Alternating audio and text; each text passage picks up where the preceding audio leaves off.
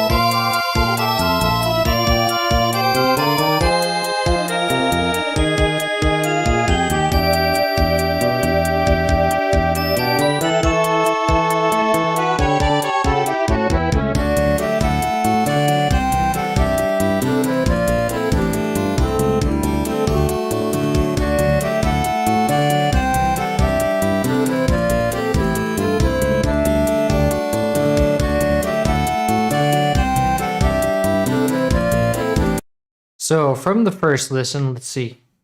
This is this is the first time we're using that hi-hat sample. So I'm gonna have to let me grab that. I want to make sure I have it right. This is the one that I think is it. Although this is the only one from that sound that used this. But actually it might be the Roland U220 hi-hat as well, also what I think was a contender. So let me load up that VST.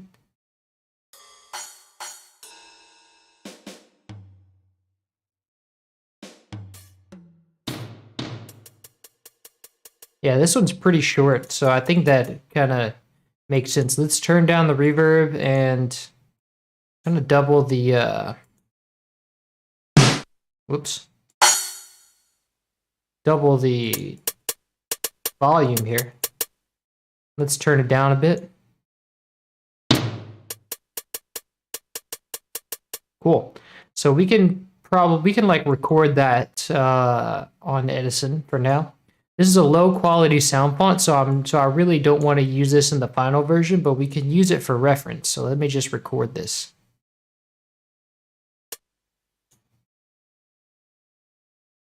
Okay, I want to get it louder than that though. Well, this is just a reference. I don't really need it that loud. So let's trim the side noise, normalize it.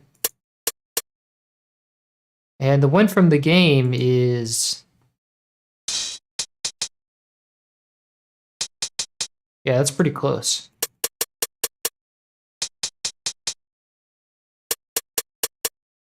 Although not that close. Let's see. Let me check out my other hi-hat again.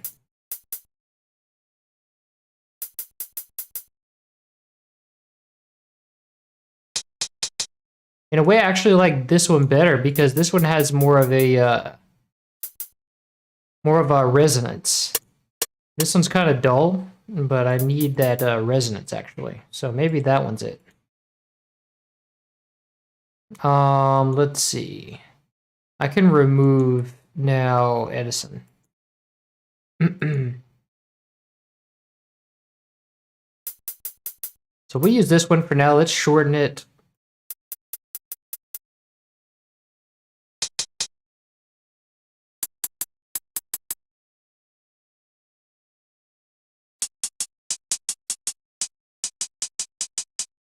Yeah, we can use that one for now.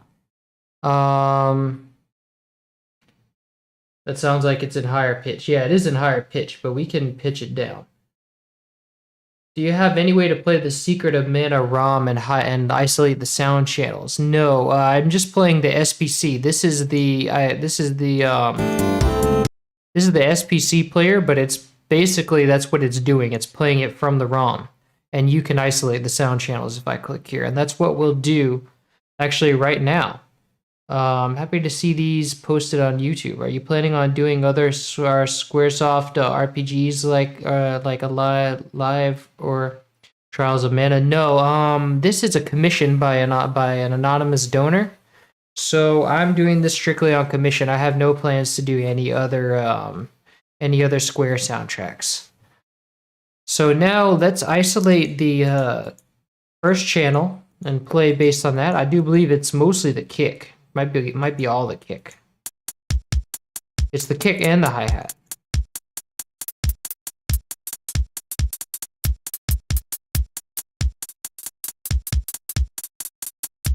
It's a G right here. But it also changes pitch sometimes, I think. So we have this. Let me follow along from the beginning.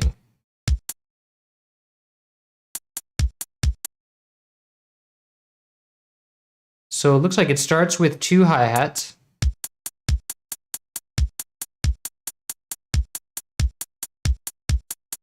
And then we have a variation here. Wait a minute.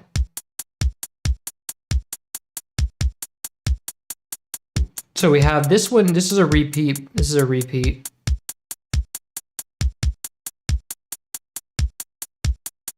And then it changes a little bit right here.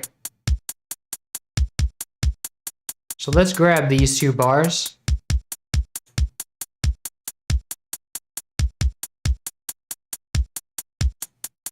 And let me just listen from the beginning again to catch any changes.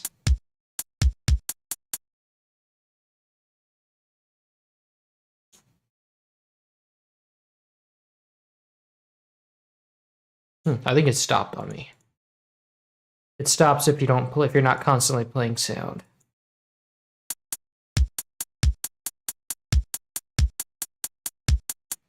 But actually, we can just copy this bar first.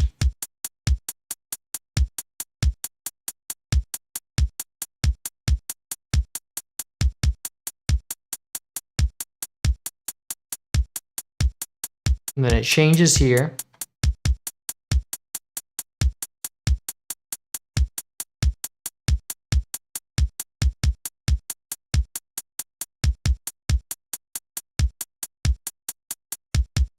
And then it goes to only kicks here. But it pretty much follows this pattern of like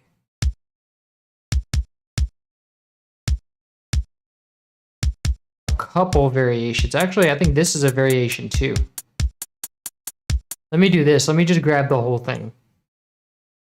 And then we can condense it later. So let's find a new pattern, call it drums.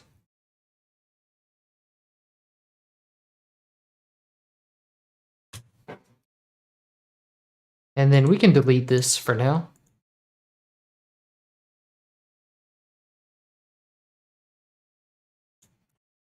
So we've got that, and then let's cut the hi-hats and send them to the hi-hat channel. And then let's normalize the velocity across both of them with Alt-X. So, let's see. Love your restorations. Thank you. Welcome. Welcome, Alex. Big fan of your restorations here. Care to tell us why Fruity Loops is your software of choice? Greetings from Germany. Ah, Guten Tag. But yeah, FL Studio is what I've been using for like since I started. So I learned on it, so I stayed with it, and I like it because it's got, you know, you can move the windows around. It's a very intuitive. It's a very pleasant interface. Not like the other, a lot of the other DAWs just seem stiff. Like I like that I can move everything around here, and I like that the like the visual aesthetic of all the windows here. I think I find it's more aesthetic than what I'm using than the other DAWs that I've seen. Okay, so this needs to go down an octave, and let's see. And what is the it's still up at yeah, that's right. It needs to go down 2 octaves.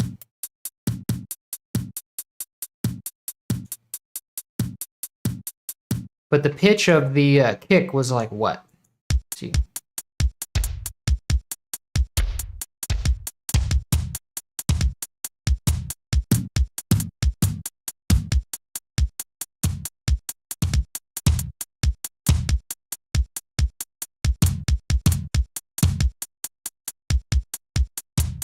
And I think it's shorter for one.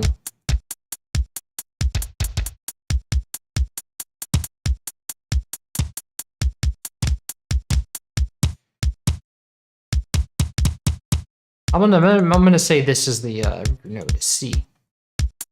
So let's go up here, and then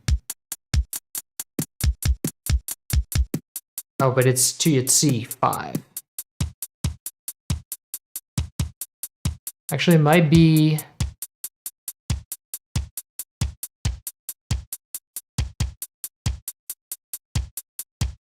Let me check on that.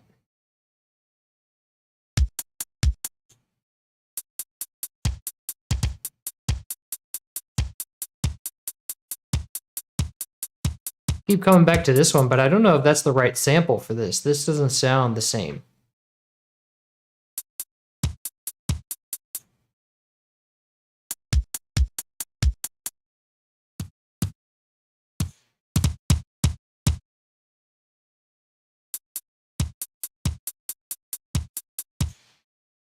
Might have to try some different kicks.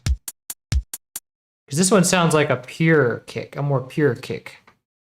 This one's kind of noisy.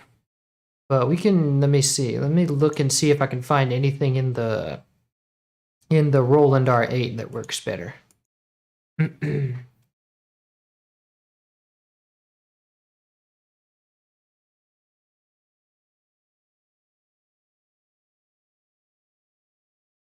Let's see. We have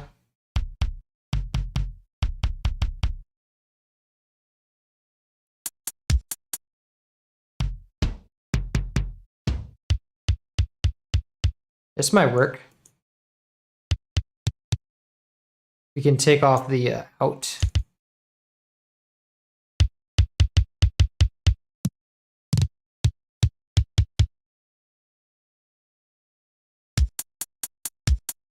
No, I don't know that that works.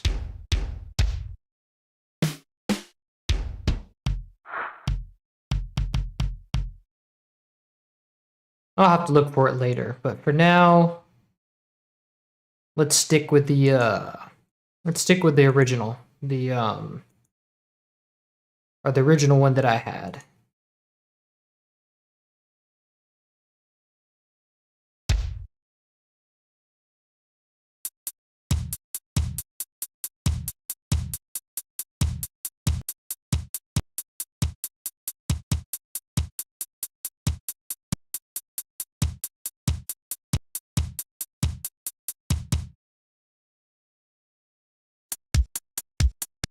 Yeah, I think that, yeah, I'm definitely going to need to change that one out later.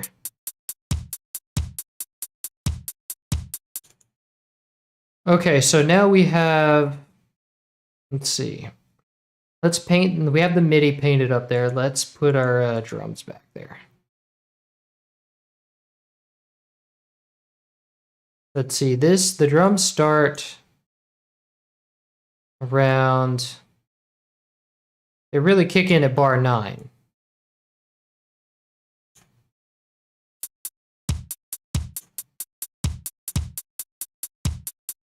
Oh wait, I've got no step sequencer. Let's see.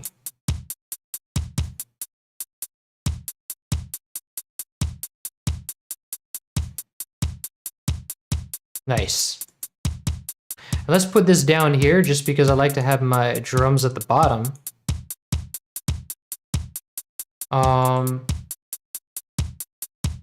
So now we can move on to the next channel, which is our bass. And I do think it's the bass line the whole way. The whole way through, it's the bass line. And let's find first empty, call it bass. And then let's see, our finger bass is channel 4. So let's go and paste it there. Alt X, change the velocity. And let's take it down a couple octaves. Let's see. Oh, that's the, wait. So let's go to select 4. Alt C to change it. And there's going to be some reverb on it too, so we're going to have to add that later. Let's go up an octave. There we go. That's the good. That's a good. That's the right octave. It's too loud, so let's turn it down a bit.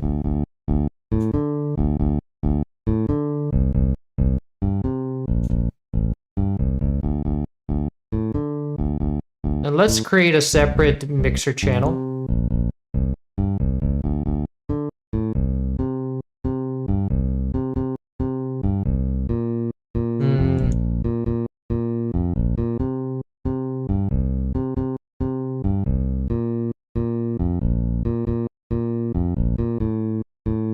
So let's send it to 2. Let's call it 2 the bass.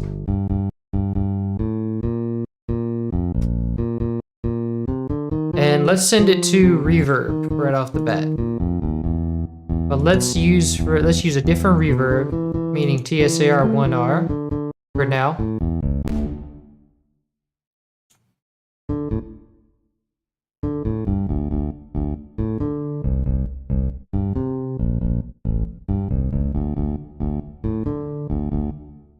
Let me see, how does that stand up?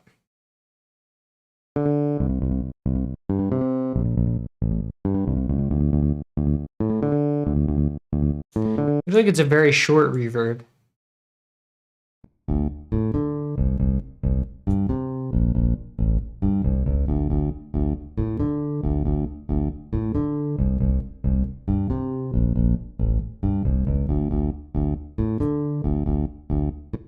Could also use some chorus on it. It also does sound just kind of distorted, so let's see, saturation knob. Put it kind of high because it is supposed to sound distorted.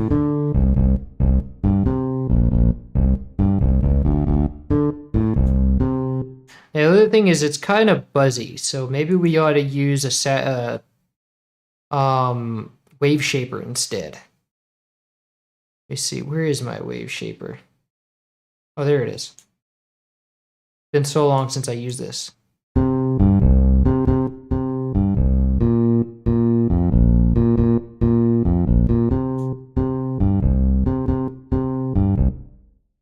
See how that works.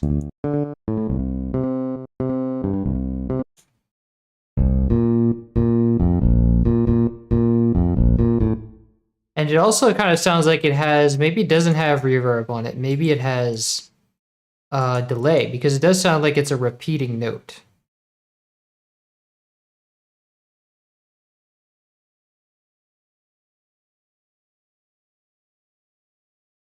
Let's try 022.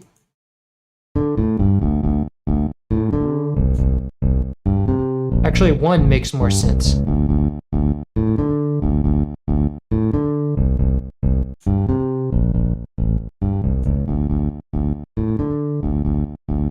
Kind of has that surf rock delay.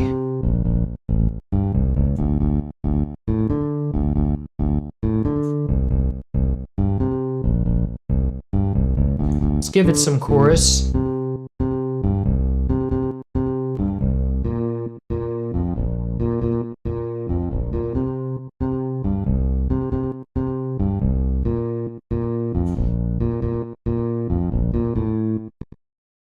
Nice, so that sounds good.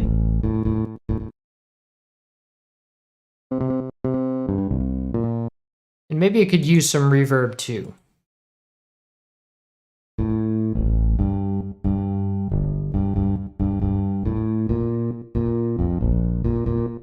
Nice, that sounds good.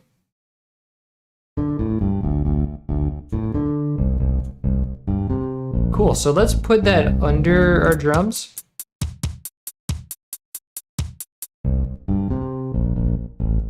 I do think it starts right at the, yeah, where the drums start.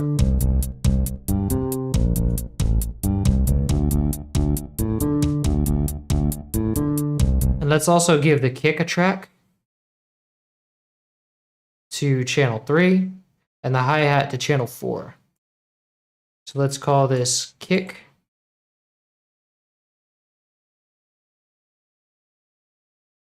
And this hi-hat.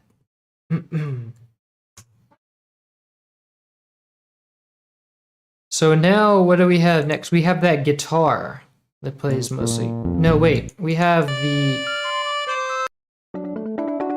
that electric piano. And I think let's see, it's panned a little bit, so let's see. It's panned 45% right, so let's copy that value. Paste it in the electric piano. Okay, and then we have the harmonica, which we're gonna have to record on the TG-77. So let's see.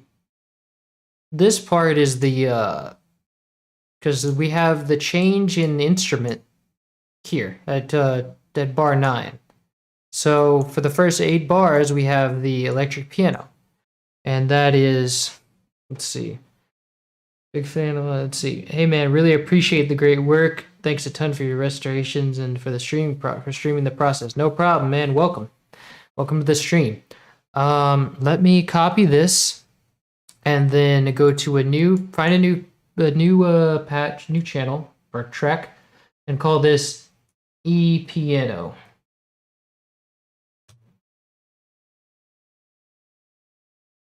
So now we have our E-piano here as a sound font from the S1000, Akai S1000. And let's see. No, we don't have to do that yet. Let's paste it there, and then we have another layer to grab. So let's go and in the very next channel, we can grab this, copy, and paste. So now let's Alt-X to change the velocity, and let's see how it sounds.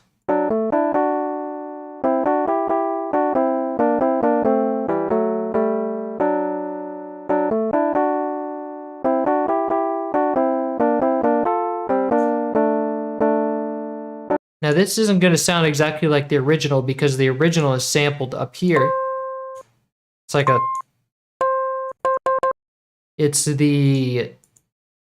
because this is the original sample. I called it an organ. And it's sampled, what is the sample? Up here? Somewhere, but it's sampled like up here. But there's multiple samples within this, and they don't all sound consistent, so.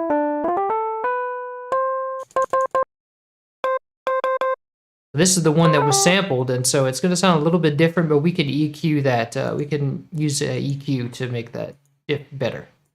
So let's give it a mixer track, and let's try to EQ it a bit.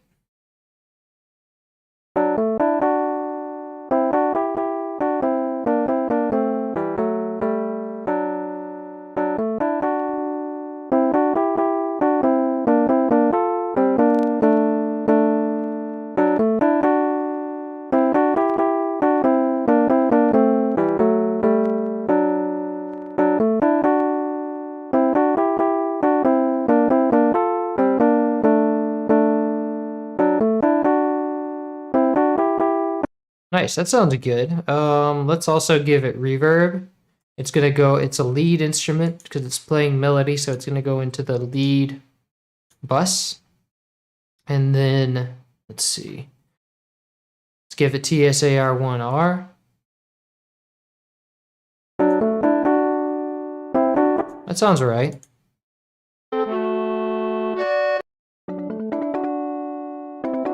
But it also has an envelope on it, so we want to... Oh, it does have it. I did program that thing.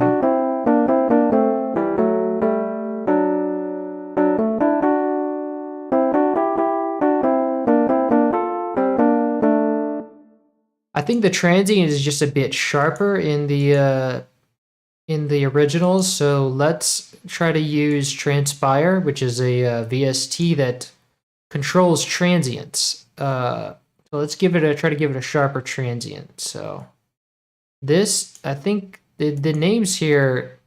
Okay, so this is attack.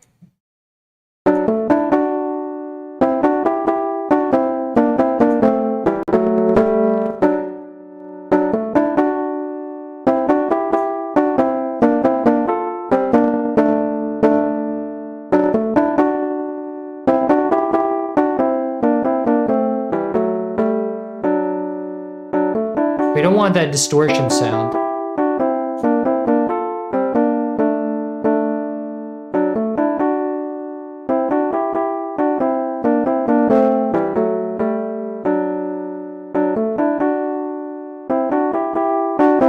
I think that distortion is from the system itself. Let's see. But we're not supposed to get output distortion. So let's go to... Oh, why am I in 4? I need to be in 44.1. Let me see. Let me close that real quick. I don't want to put that extra strain on my computer right now.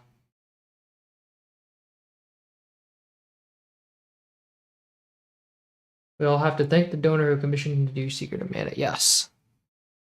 You can thank them once they once the whole thing's done. Because for now they prefer to remain anonymous.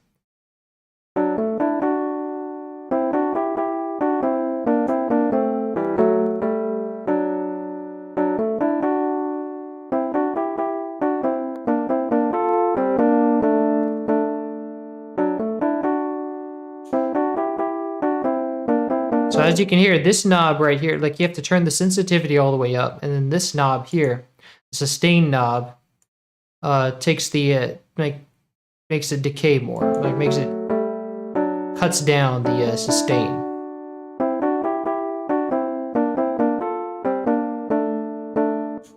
Cool. So now that sounds more like the original.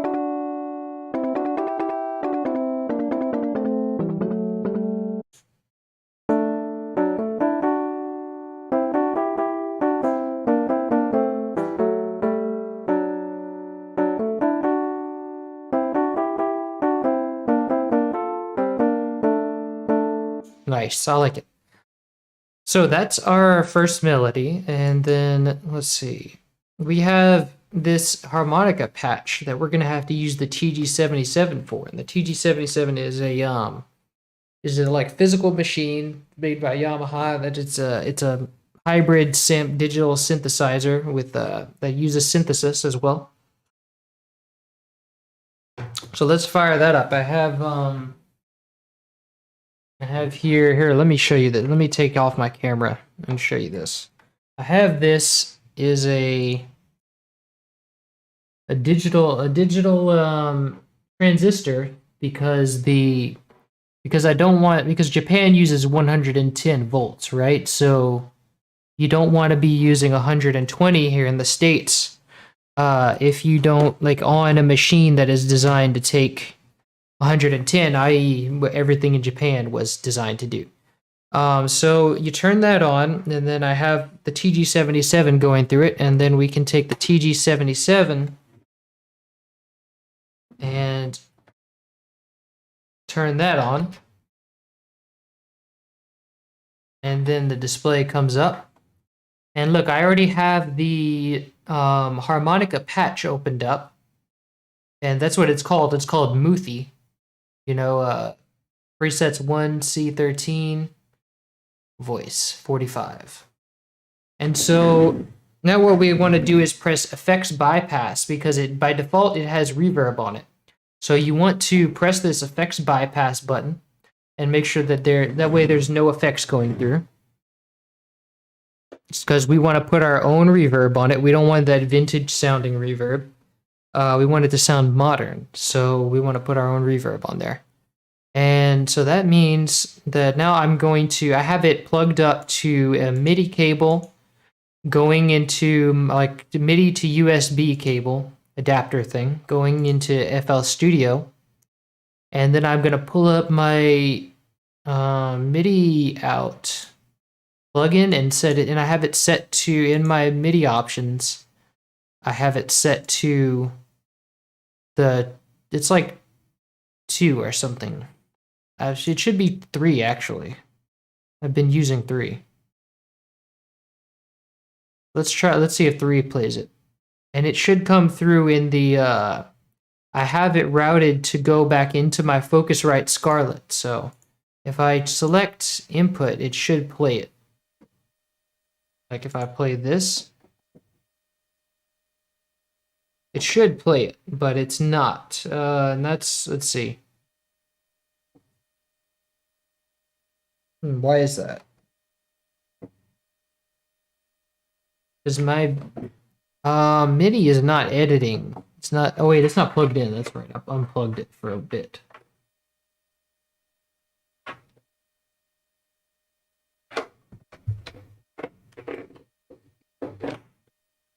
So let's see.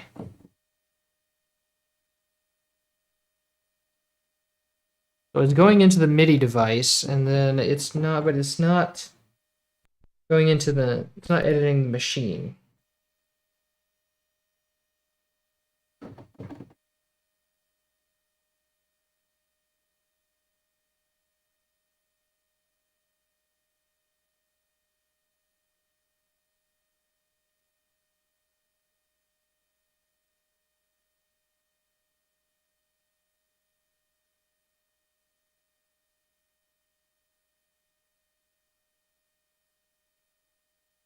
That's not working right now. I'm gonna have to fix that later. So let's move on to a different channel, and then we'll take a break, and I'm gonna fix that and then come back. Let's see, what else do we have?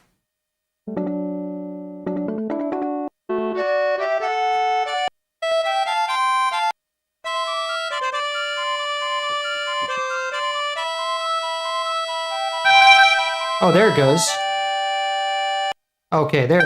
I don't know why it's port 3, because I don't have that set in my. I have it set to 2. Oh wait, no, it is set to 3. Okay, so the port just came up. That's right. So it's port 3, and then now that's coming through in the It's going into my Scarlett, and and I have the Scarlett set to go into FL Studio. So that is. It's quite distorted, so we want to turn it down.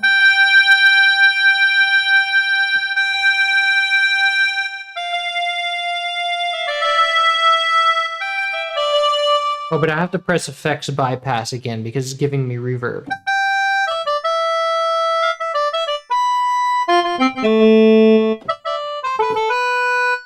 So now we have to grab the line. Let's see for how long does this line last. So this goes for the rest of the song. It's a harmonica. This is the change to harmonica right here. And so that means from bar 9 on out, we have all. Let me zoom out and catch this. We have all harmonica. This is all the harmonica melody. So copy that, and actually we can repurpose this thing as just the melody, because it's one whole melody line, pretty standard. And so let's put this into our MIDI out, paste it there, and then go in the other line that plays here. Under it is also the harmonica, I think. Let's see, this one. What are the parameter changes? See, yeah, so we have only the change to harmonica, And then that's all. And the rest is history. So let's grab this, stop at bar 9, copy, and go into melody and paste it out. And now let's Alt X to change the velocity. And then everything here should be harmonica. So let's play it and see what we get.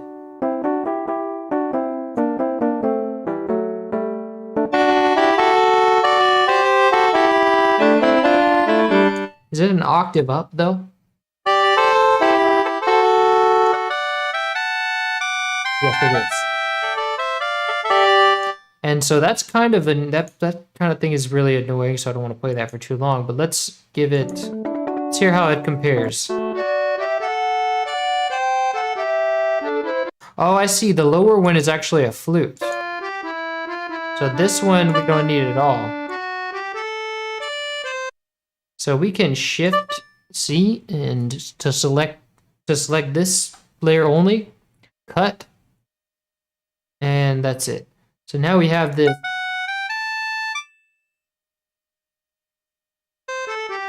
Okay, so it's an octave down.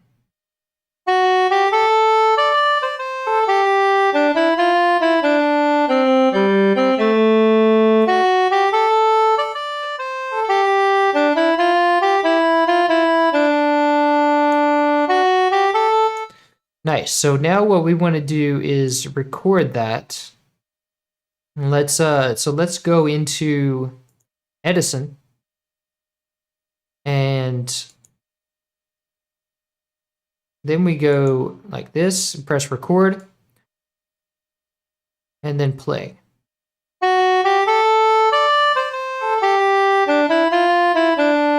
But this is too quiet. I want to get a better output. So let's erase that. And I want to set the volume to be more. It's just kind of like I think it distorts if I play it too much. Like,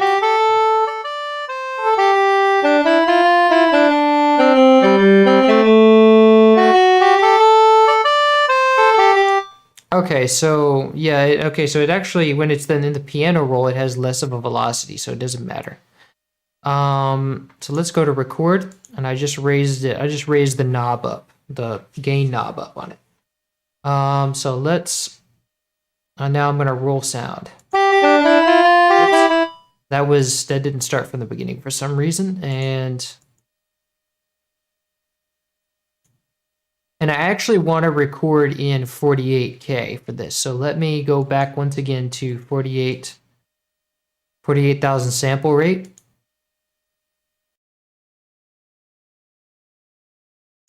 Load my project.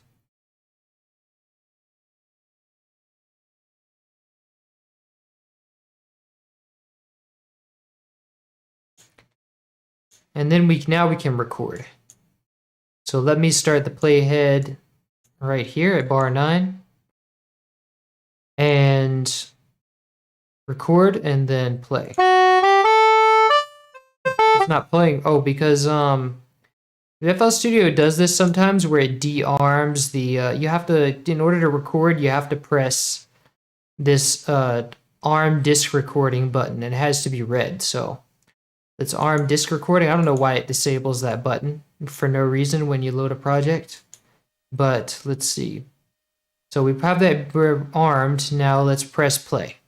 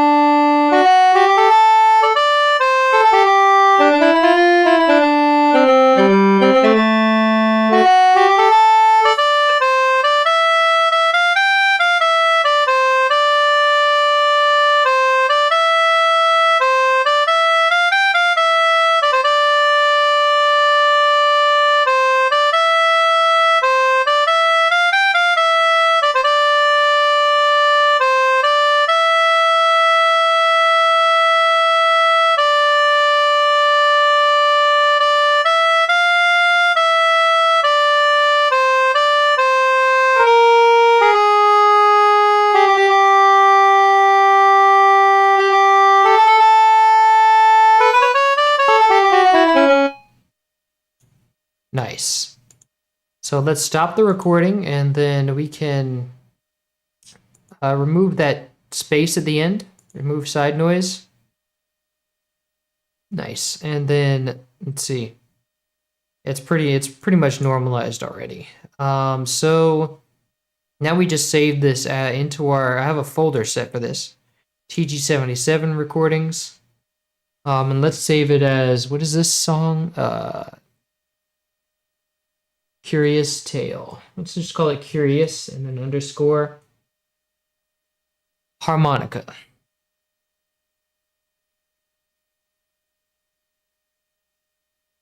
And so now we can remove this and return to 44.1 because it's going to be easier on my computer. I don't want to put an unnecessarily high CPU load on my computer when I don't need that level of quality just yet.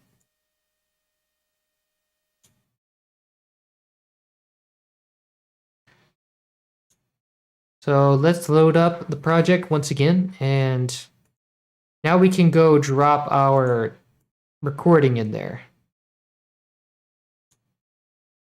And we'll drop it up at the top here. It starts right here, no space. So then we can give it a mixer track. And let me name this just Harmonica.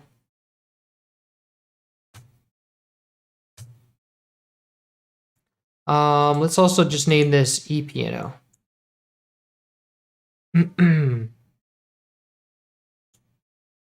So now we can give this reverb in the lead reverb.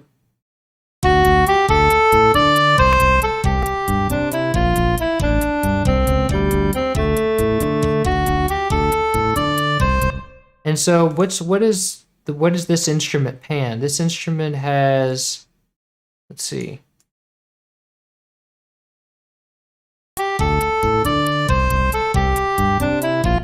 So this instrument is right here, it's this channel, and it's panned center, actually. So we don't need to worry about that, but let's check for envelopes.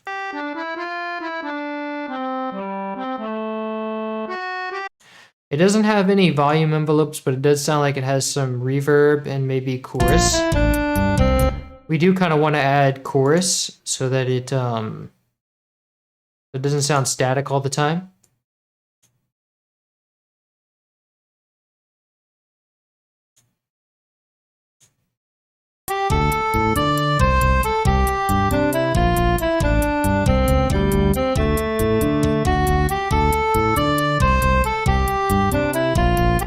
Nice. So now, next we have the flute, and the flute is also from the TG77, so we can just record that as well. So let's copy all of this because it stays the flute after bar 9. It starts in bar 9 and just stays there.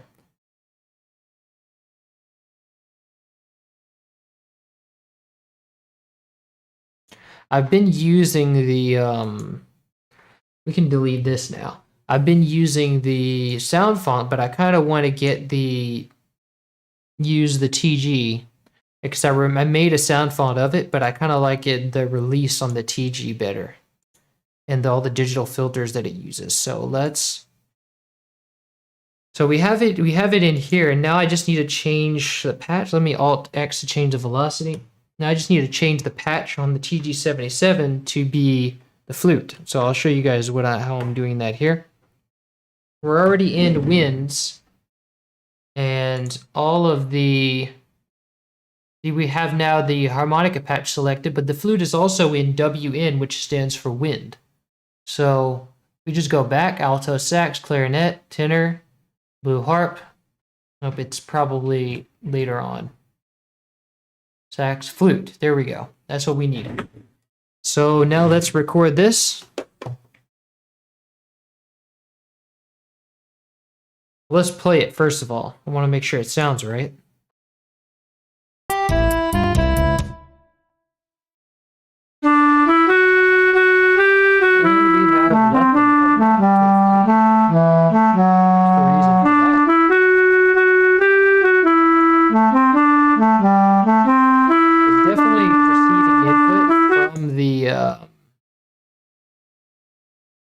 definitely receiving input, but why isn't it coming through? Oh, that's because it's not armed to record, I think, maybe? Yeah.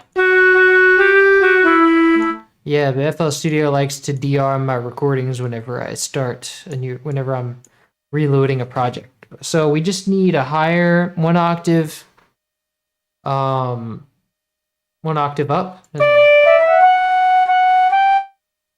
And I think let's listen to the original, see how that compares.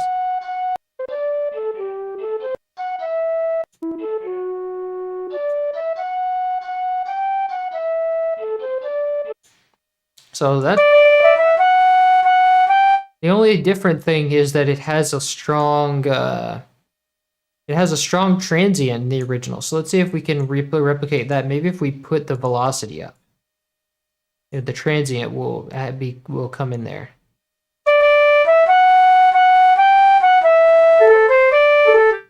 No, I guess we'll have to just add the bring up the transient in post. So.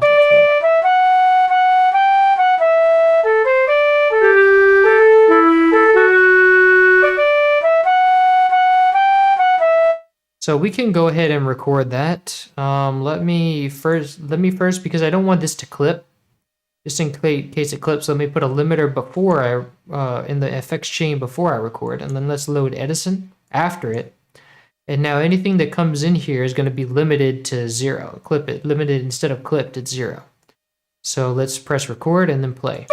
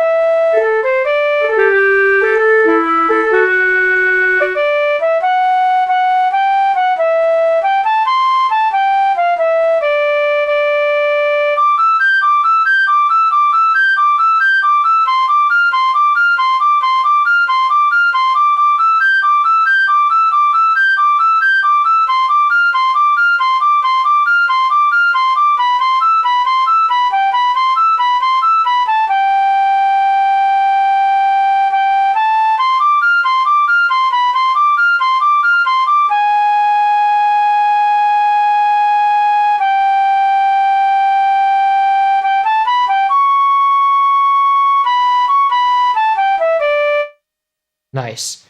Okay, so now we can roll with that. Let's normalize it. Oh, but I was recording at 44.1 this time. Oh, that doesn't matter too much. Just have to remember that for next time. So let's save this to that folder that I've made. Let's call this curious_flute.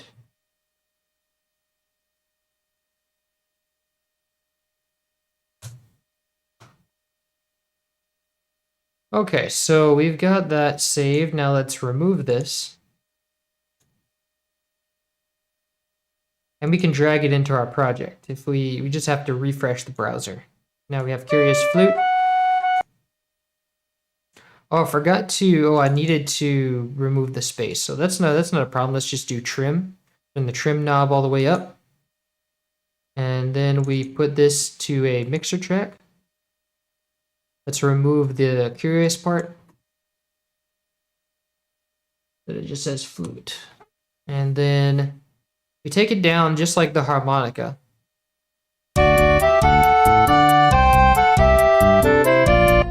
But we also want to highlight that transient because it's stronger.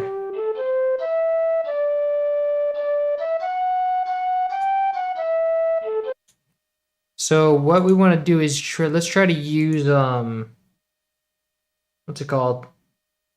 Transpire again. See if Transpire works for us.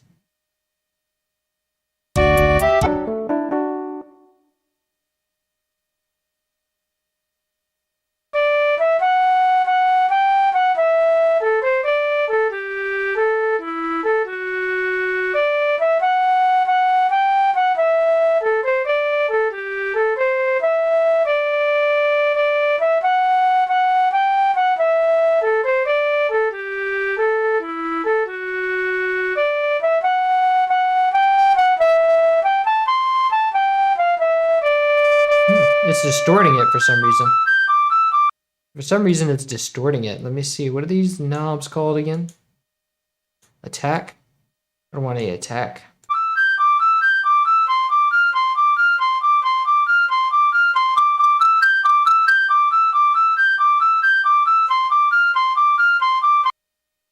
But actually, we can do that with an envelope here, because we're gonna have to use. I know it has an envelope on it. I'm pretty sure.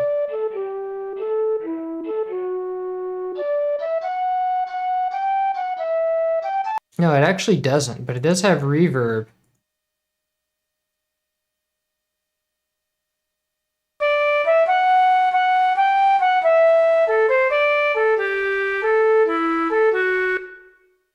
But I'm actually kind of keen on using Realm again, like pretty much for the most of this project, because this is kind of like a fantasy sounding soundtrack.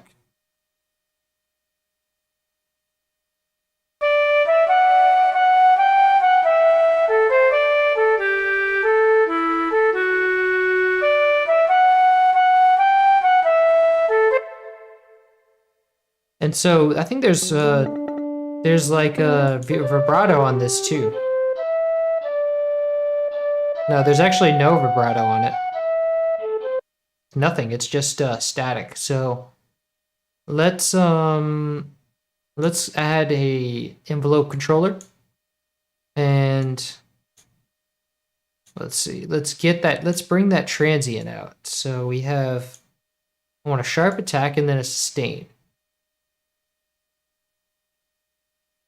We can have a little bit of release, I guess. We'll see how that rolls. So let's go to all. Let's in the filter group, and let's cut this out and paste it to the envelope controller. So now if we paste the melody line here, we have the envelope controller coinciding with the like right under the recording. And then if we right-click the volume knob on the recording and link to controller, and then in the select Fruity Envelope Controller Articulator 1, then this envelope controller is going to control the volume knob here. So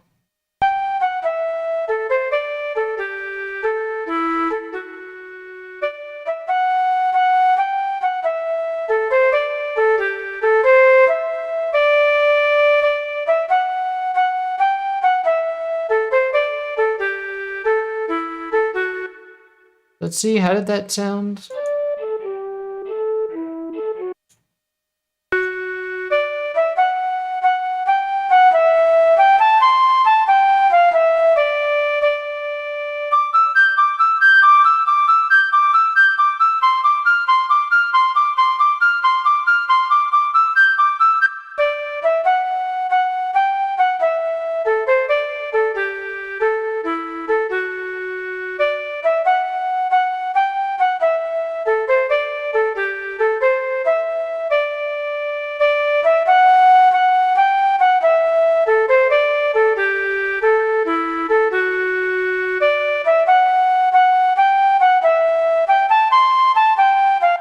And I think we're not really going to be able to get that transient totally to sound the same, because the sample that was taken in the game is way up here. And if you put that in the MIDI out,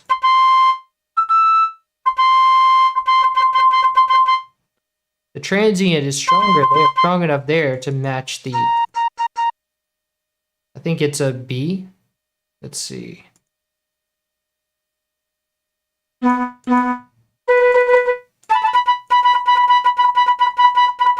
I think the transient is there. It may not be as strong.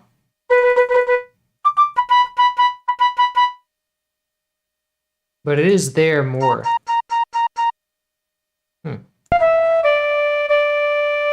It's just not there in the lower ones either, because if you go down...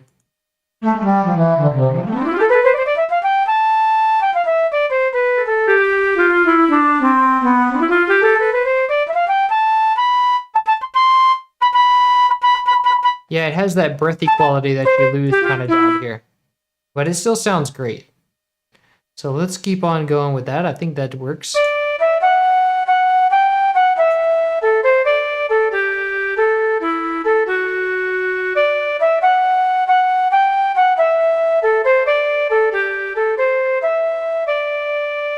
And now if we play both of those together, let me confirm first that this has no panning. 'Cause I think...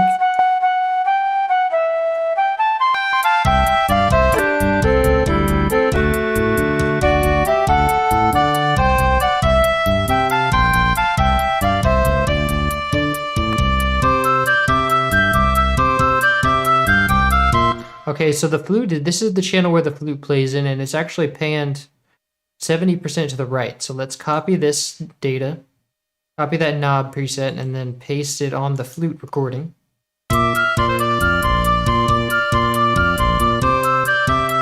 Let me just confirm that that doesn't change. Oh, it does change. So it starts out here.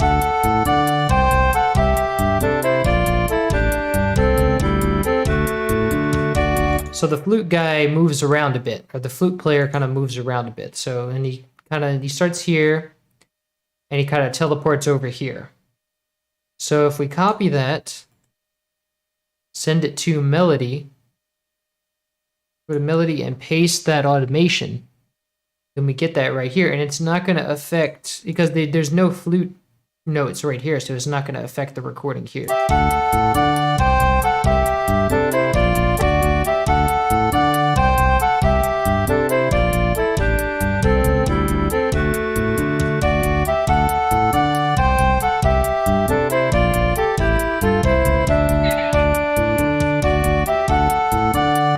Cool, that sounds nice. So let's see what else we have going on. Now we have that guitar.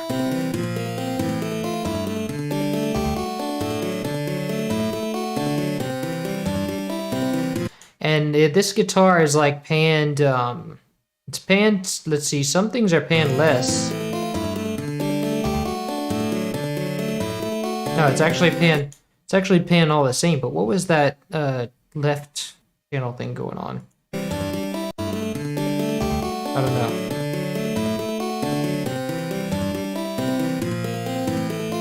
I think as it falls, it just kind of lagged behind.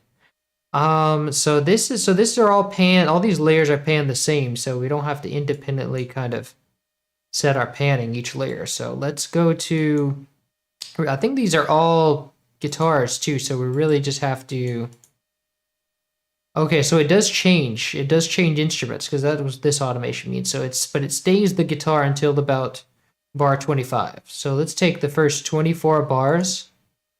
Let me see, they all change, right?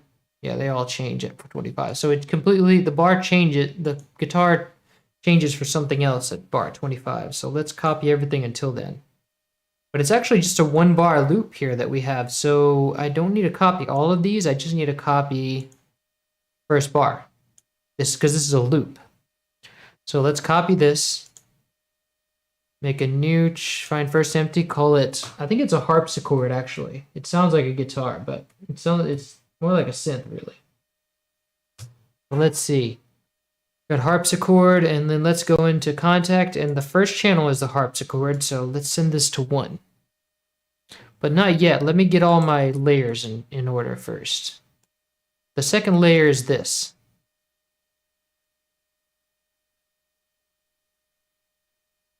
And it's actually, let's see. Oh, it's actually a 4 bar loop. That's right. I grabbed 4 bars. Yeah. Let's paste this here. And then layer 3 for 4 bars. Oh, but I forgot this note here.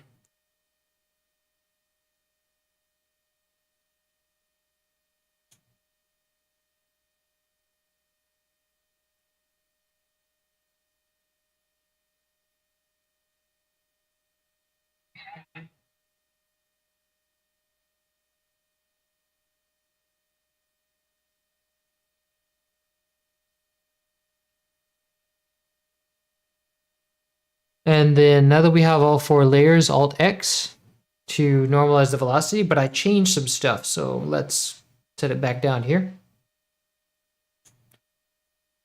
And then we want all these to point to channel 1. The color indicates what channel you're going to. So let's select channel 1 and Alt C to change it. And then now when we play it, it's an octave too high. So let's turn it down with Control down. And it's still too high.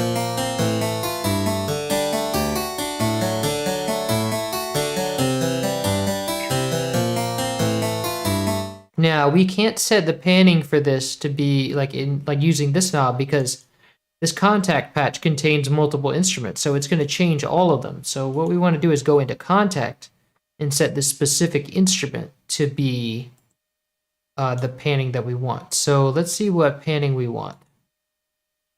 We want 42% left. So let's go 42L in contact. That'll do. And then we send this to a mixer track. Let's create a separate master output channel for the Harpsichord and set it to output plug-in out 5 and 6 because it's stereo, so it needs 2. So, and then let's set this. This is going to be, we're default on channel 1, and this is going to be added to that. So we're on mixer track 1. We need to go to 8. So that would be you'd have to add 7. So let's add 7. No, wait, I miscalculated somehow. Wait a minute. I didn't. Okay, that was aux 1. Oh, I'm already using that for the bass, actually. So, wait a minute. No, I'm using 3 and 4 for the bass. What is this? Oh, that is... Hold on. Wait. 1 is going to the... 1 is for the bass. This first part right here. And then this one's not going to anything.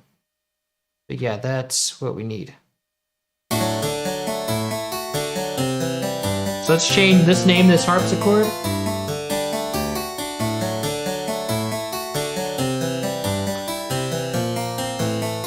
So with that named, this is pretty mono. This is like a mono thing. So I want to, because in the original it sounds.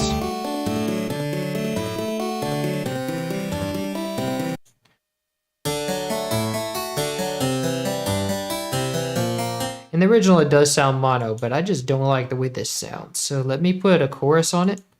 A subtle chorus. Let's take it down to about that direction, and then let's slow down the chorus frequency. That gives us a little bit of stereo value, and we can get even more stereo value if we do stereo separation. Because this is kind of a background instrument, so we want it to be kind of spread around.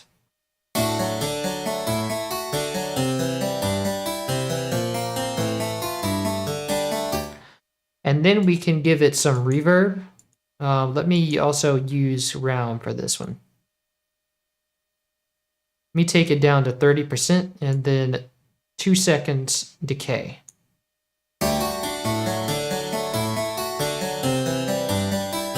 Now that is sounding so much better already. So let's add this 1 bar loop up to it stops at bar 24. So we have 24 bars of this loop.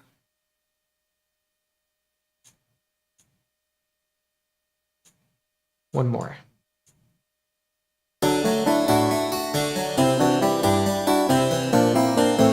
And it's kind of loud, so let's turn it down a bit.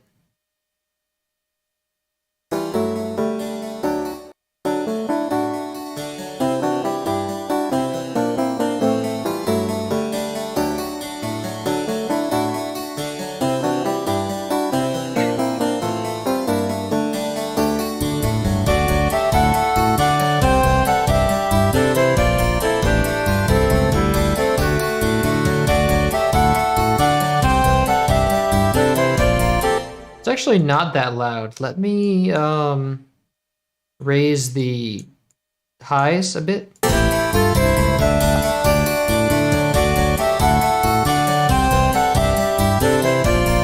Now it's a bit too loud, so let me turn it down. But I also think kind of everything else is too loud.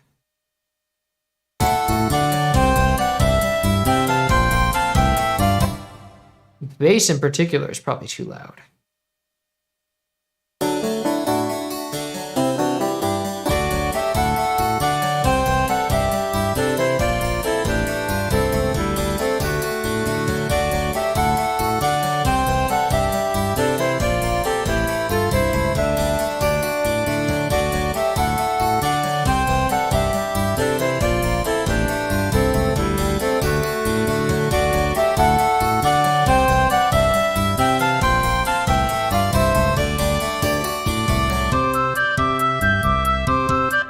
Nice. Okay, so let's move on with that. Let's see what else we have going on at that after the guitar.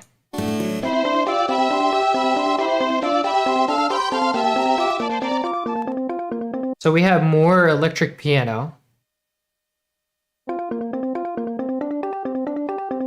So let's go and grab that.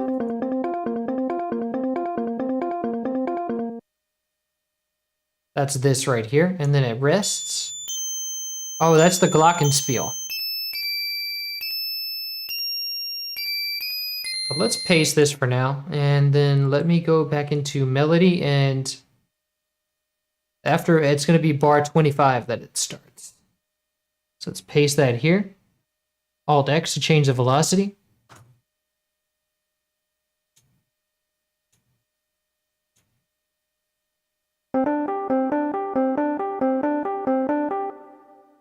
Should be right. Let me see.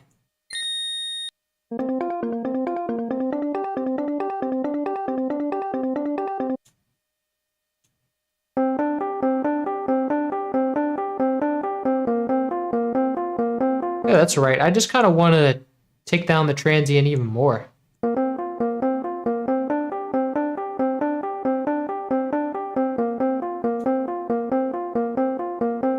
Let's saturate it a bit because the SNES had a natural distortion to this that it added to the samples.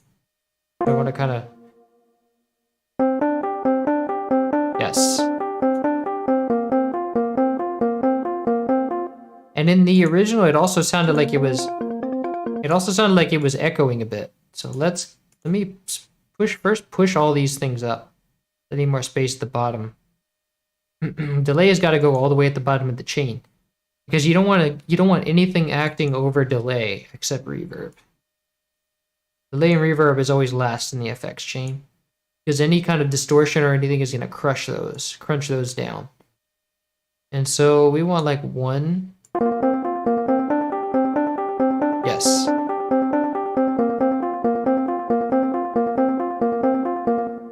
Nice.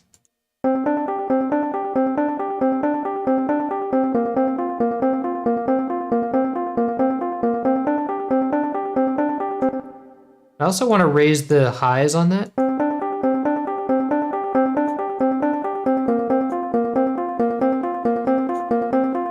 Oh yeah, that really helps bring the transient out.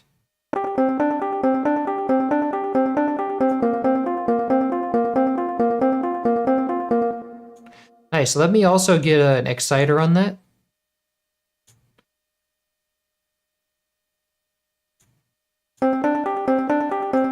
Yes.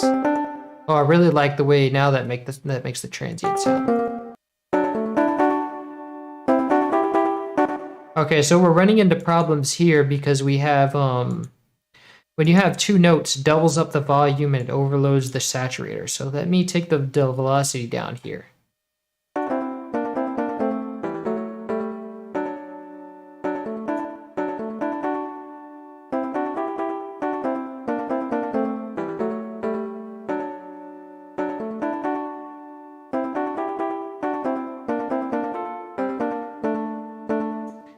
And so that's cool, but I really want it to be overall louder there because I think that that might be actually too much velocity reduction. Let me see if I can make it louder and not overload the saturator.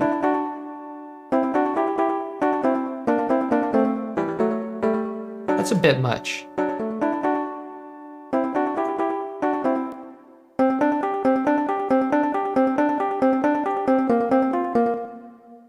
maybe not that much.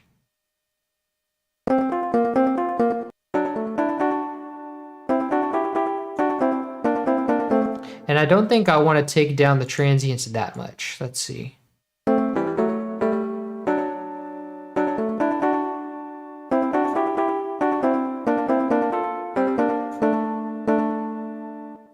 Let me turn the whole thing down. Let me balance it.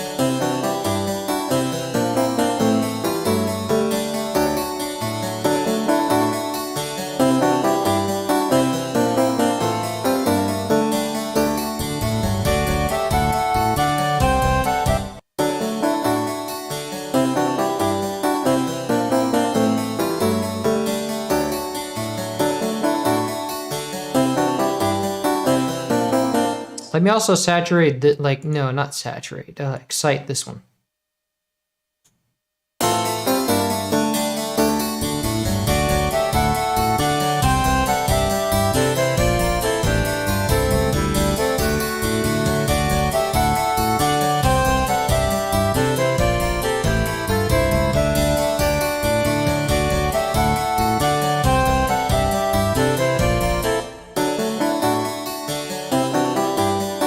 It also kind of sounds like the harpsichord has some delay on it.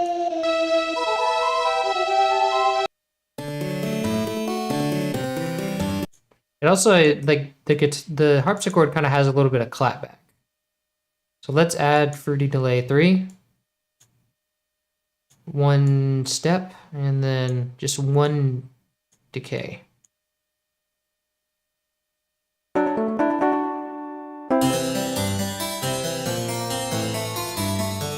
Actually, it might be shorter than that. Let's try 22. Maybe a little more.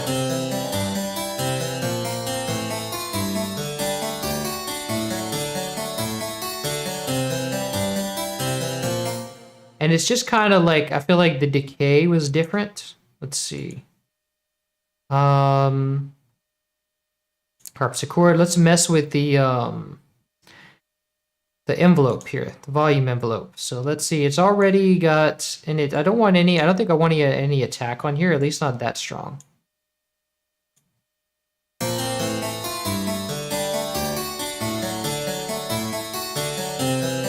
Oh wait, this is cutoff modulation. I don't need that.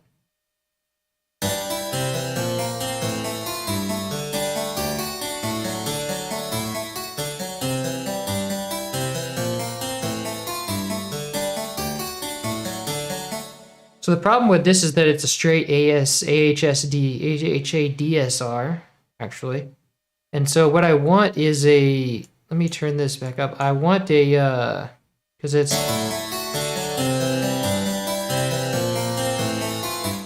I actually like the sustain on that because, but I want a, on the amplifier, I want a different, like a more flexible envelope.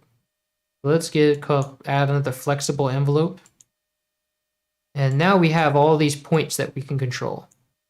So this is, I want to have a decay to the sustain, and then like that.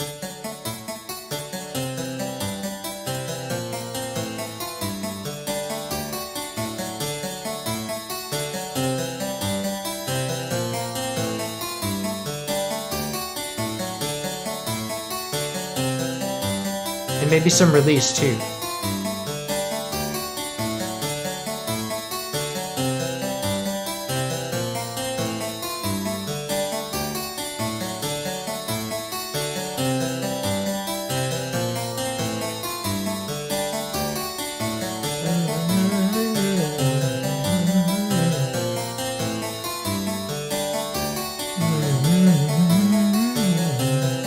Cool, so that sounds really good to me. Let me see. Let's see. Let me try to balance all the levels out now.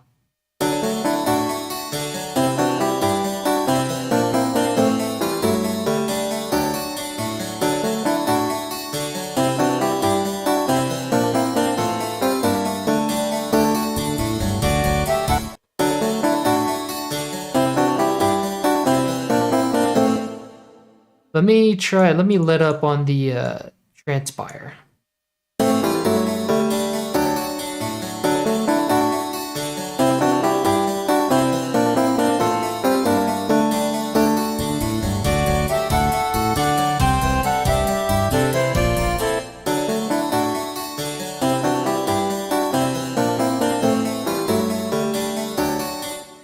do also kind of want to boost the lows on the harpsichord.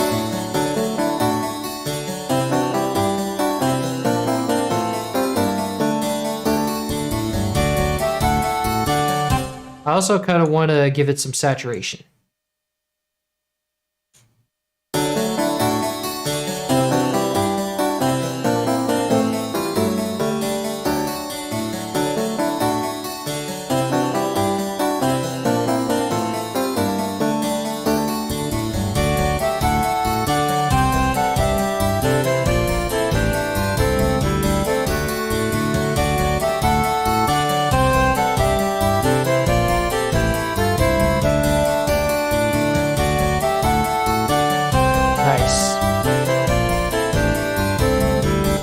Cool, so that works for now. Let's look at what else we have. We had some, so we had that other.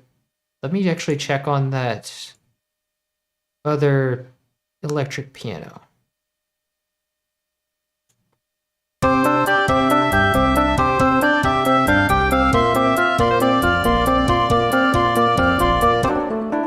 So that one's kind of loud. It's overloading the limiter.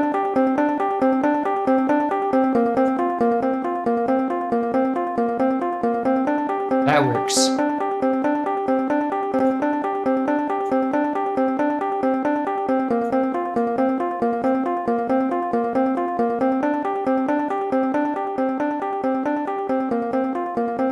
Nice.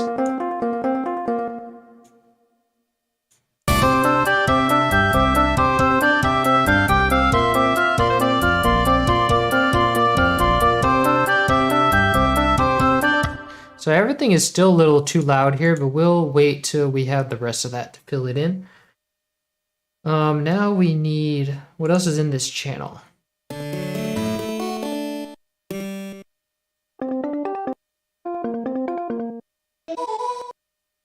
we got a rest. Oh, and then it's the glockenspiel, that's right.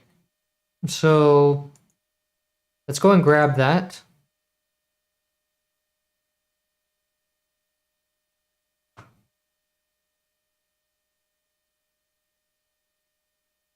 Go to melody, and I think we can recognize right where it goes, kind of right here.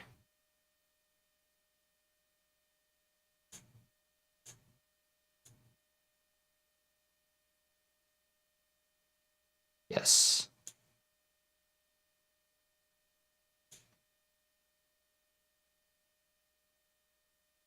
I think it's got a little bit of space before it, but we want to see now. Oh wait, I put it in the E piano line. I need it in contact. Contact is here. Let's paste it there. And it's gonna go right here, but there's another thing playing here that's like, I don't know if that's the right note. Doesn't look right. Oh, okay, I think it's this part. When does it start? When does that part start?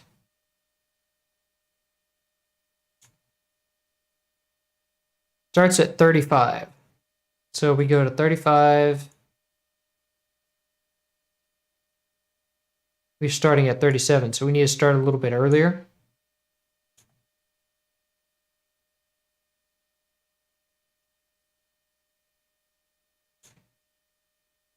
There we go. Now the number of the patch that we need is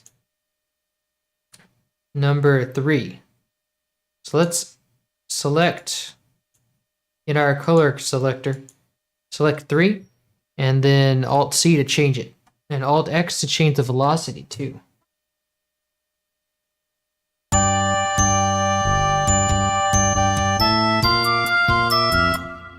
And so this is a patch that has, in the game, it has 2 notes within it. It's like octaves. So, because it has like a pluck to it. So it's playing 2 octaves. One is slightly after the other. So let's I copied this. Let's take this down. Let's paste. And then now we have octaves, but we need one to be later. So let me, oh wait, one already is later. That's cool. So let's just, let me switch the octaves. Let me go down. deselect, and then go up with the whole thing. But I think this is actually down an octave.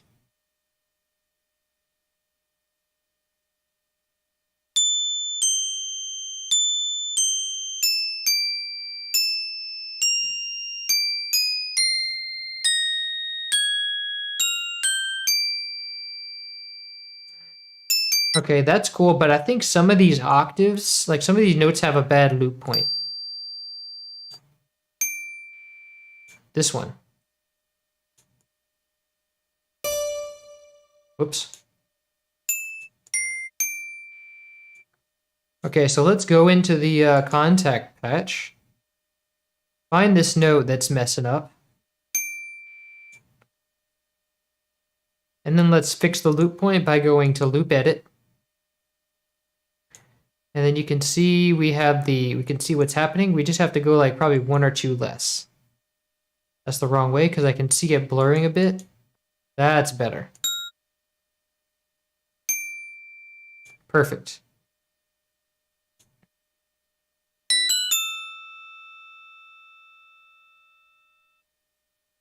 And so now I just want to save this patch. Save edited instrument. I want to save over the old one because it's now next time we use this patch, we'll be able to just, like, we won't have to fix the loop point. So now let's go back to this and let me see. Let me kind of get a reference point. What does it sound like?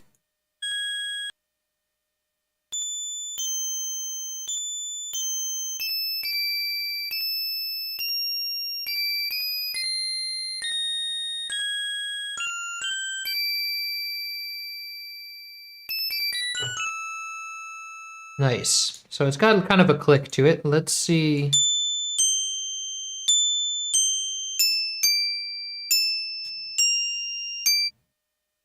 So that I do want to, yeah, I want to give it a little bit, to delay the top part a little bit more. This is going to be a pain because now we have to select manually this top layer.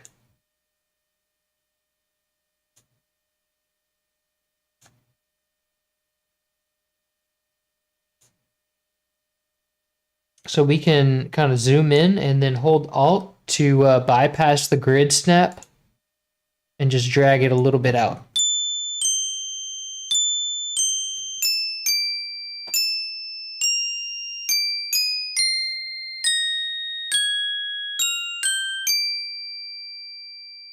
Nice. But let's compare that.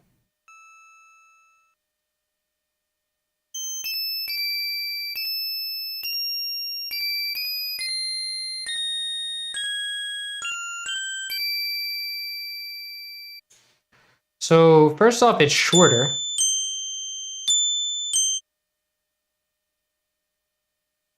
Let's go in and edit the envelope.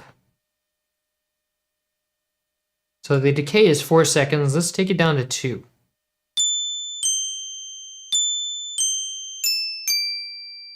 Very nice. Someone says very nice. Welcome. Welcome to the stream. Thank you. So that sounds pretty good. Let me compare it one more time.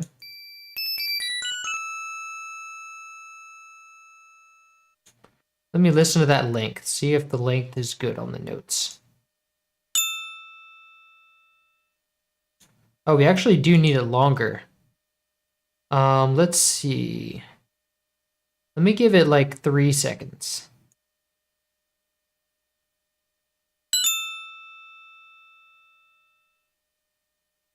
I want to set it to where it, like, that note just barely rings out all the way.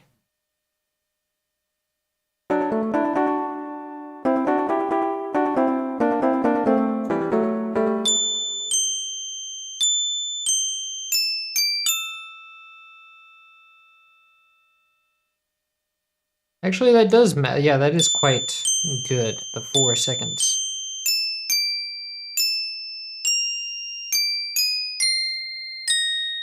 And since this is a glockenspiel, the glockenspiel is a bell that's going to ring out. It doesn't have any mute. So we want to give it a realistic release, like where the bell takes about 4 seconds to ring out. No matter what, even if the note is not being held. Let's try that. That's what a real glockenspiel would do.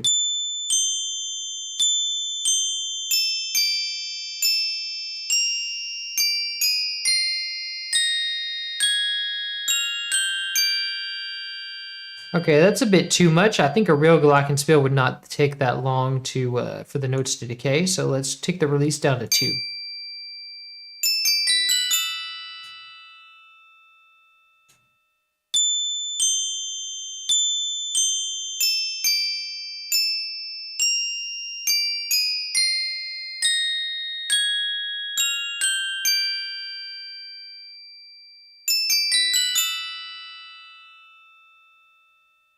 Nice. Okay.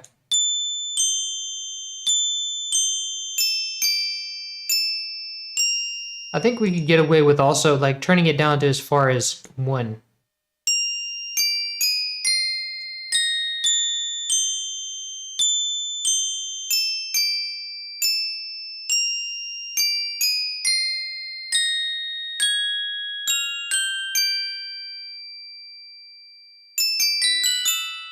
Nice. So let's give that a mixer track by going to output, create separate master out channel, and then we send it to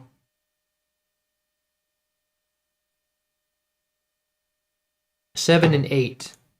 And then we set 7 and 8 in Kontakt to be this plus 1, because I know that's the very next one. So let's call this Glock.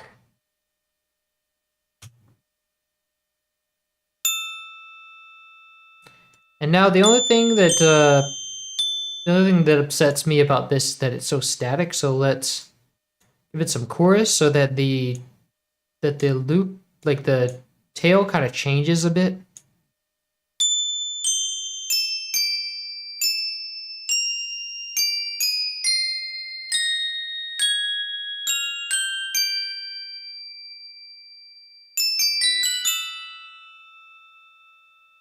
Nice.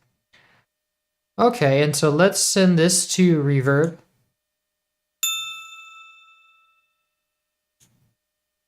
And then that's going to be playing right here.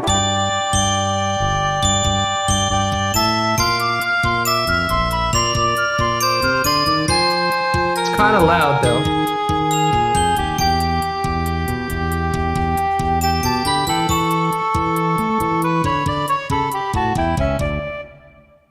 Nice. And that's pretty much our ending cut out for us right there.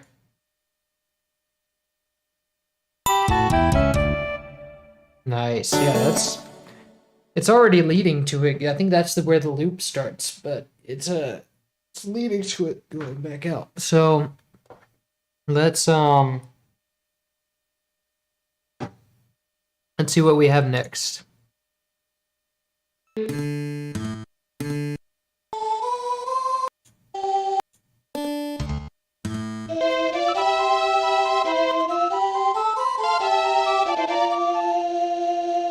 Okay. So we have that choir.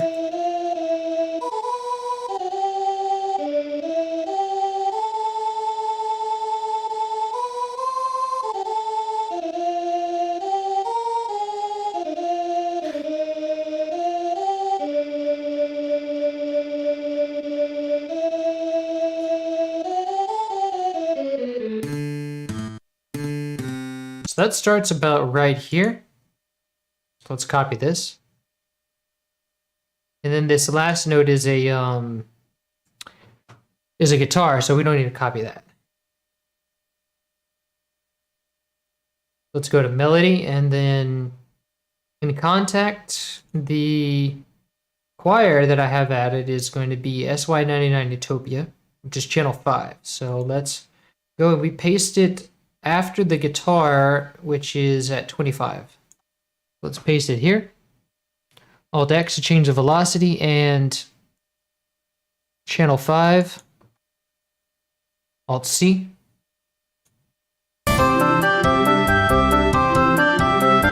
But it's an octave too low. So let's click the note, Shift C, up an octave, Control up, and then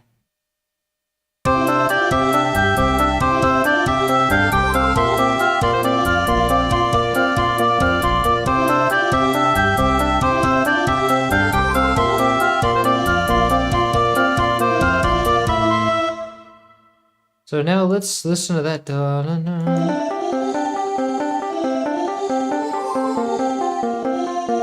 This part of the E piano isn't really a melody line, so let's cut it. And let's make a new channel called, or let's make a new track called accompaniment.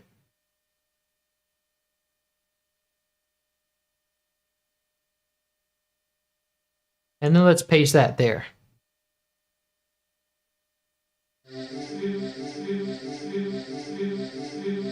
Oh wait, that goes into E piano. Nice.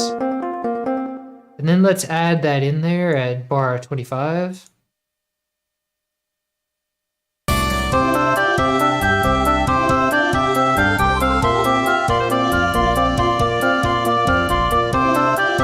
Let's give it Utopia a mixer track.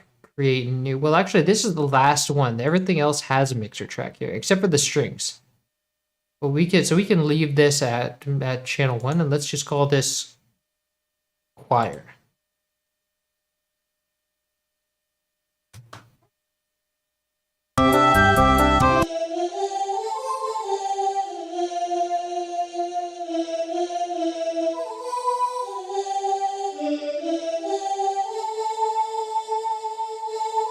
And I can tell you right now that we have too much attack on that, so let's go into the contact patch, modify the volume envelope. We have 200 milliseconds of attack. Let's take it down to about 75.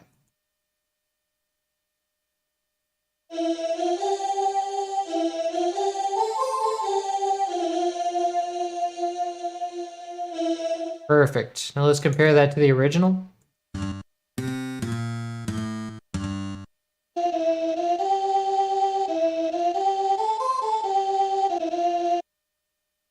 It's also sustained. So let's sustain that.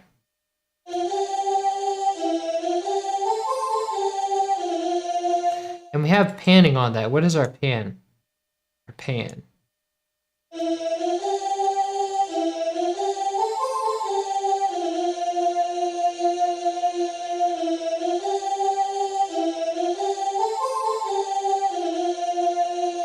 %45 left.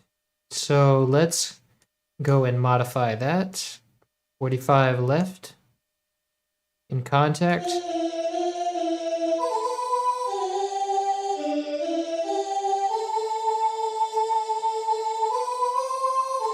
Send it to the lead reverb.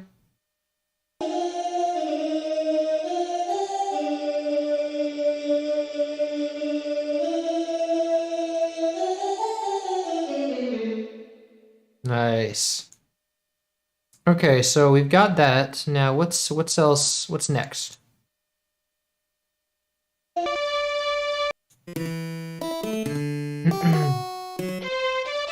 We have strings.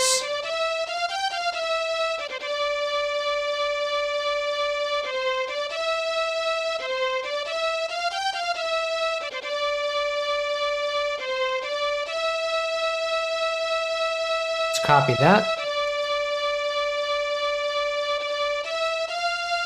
Bring it to melody.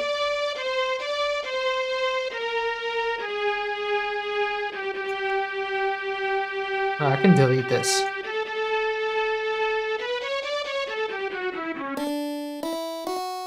And our strings are channel 2, I believe.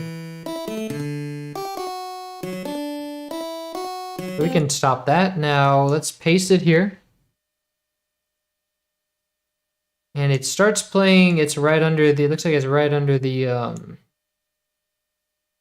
it called? The choir. So Alt X to change the velocity, and we already have channel 2 selected. Let's Alt C to change the channel.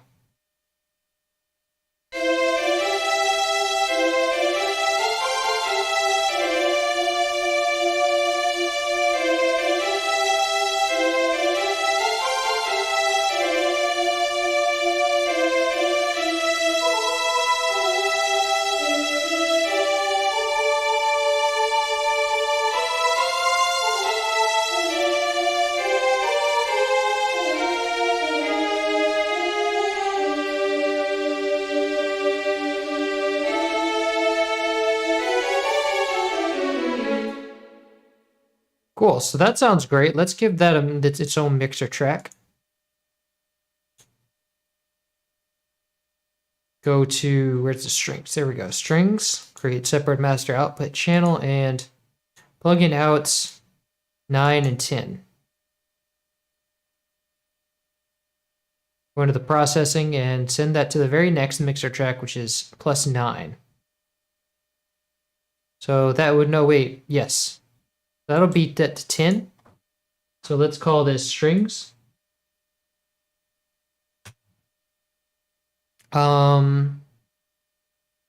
So we've got that, and let's see. Let's listen to it. First of all, let's listen to it by itself. We're gonna send it to reverb.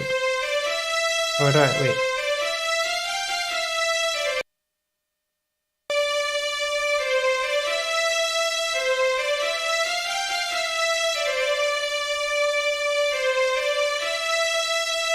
And what do we have going on this channel right here? I don't remember if I knew already.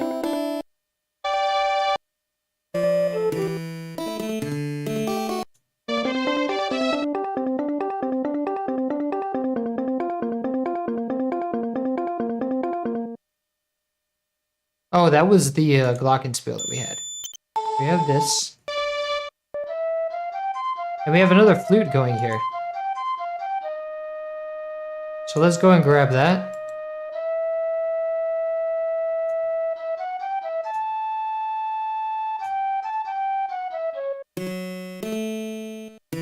Cool. So that sounds good. Let me play this from the bit from.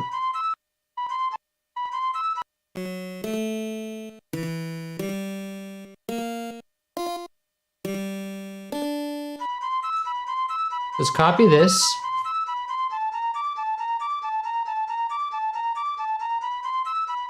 We're gonna put this in accompaniment.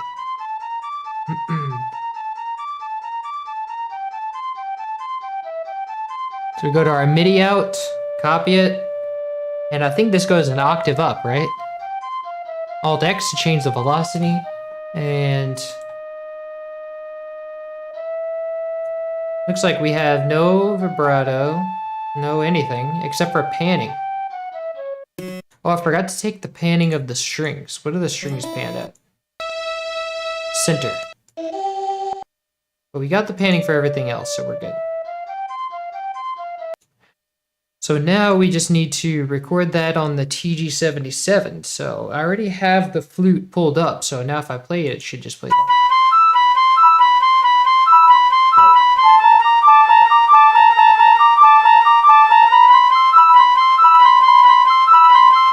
Cool. At the risk of playing that more than it needs to be played, because it's annoying, let me load up Edison, press record, and then play that. Wait, no, I want to start from the beginning. But I also have to change to 48 because I want to record this in 48. So let me change the sample rate, save the project, and load it up again. Now that we're in 48.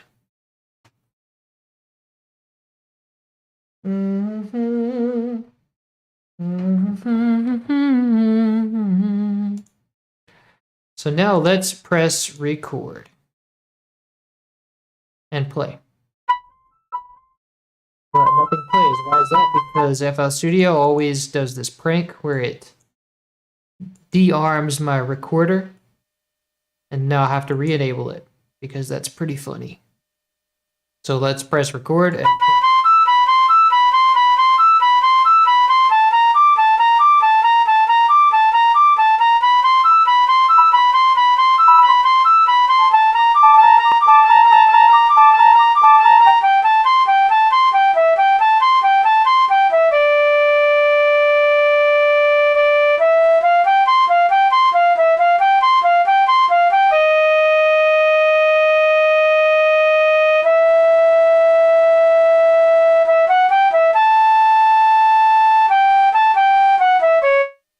nice. So now let's trim the side noise and normalize the level. Save this as save this in TG77 recordings as Curious underscore flute. Oh wait, it's flute 2 because we already have a flute recording. Flute 2. So from there we can remove Edison because we have no more recordings to make. And then let's see.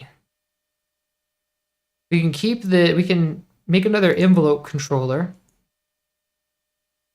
Cut this, paste it to the new envelope controller. That way we can control the transient. So that's the old one. Let's refresh the browser. Whoops. Go back into our TG77 recordings and take Curious Flute 2. So this is going to begin right here. And let's see, now we have to give it a mixer. We have to put it in the flute's mixer track. But the flute is already going on top of this, so we want to process that separately. So let's give it a new mixer track called Flute, and let's call it Flute 2. Let's send it to accompaniment reverb. And then let's isolate this sound and play. Turn it down.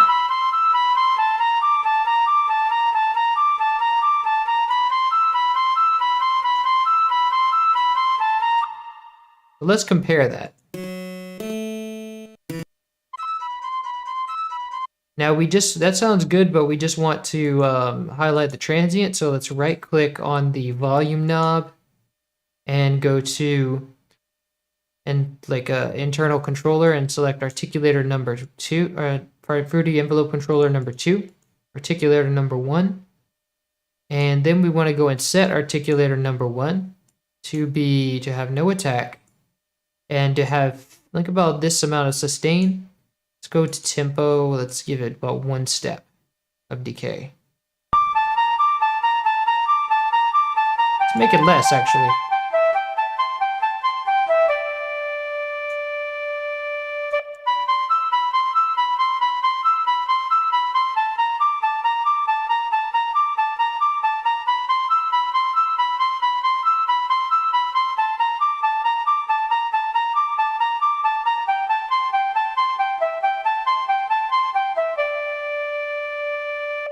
Nice, so that sounds pretty good.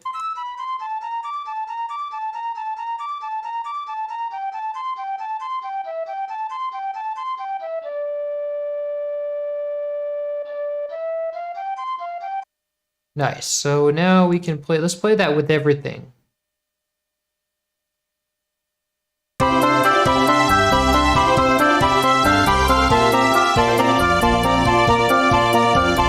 But everything is too loud. It's getting clipped by the limiter, or it's getting suppressed by the limiter.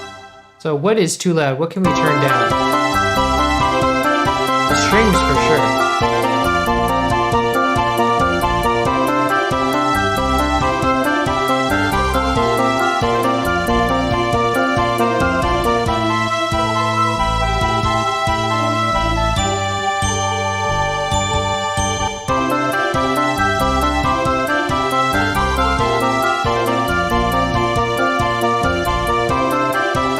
Okay, so that's pretty good. Now we have everything recorded. We have everything copied. So let's hear how it sounds with the full thing.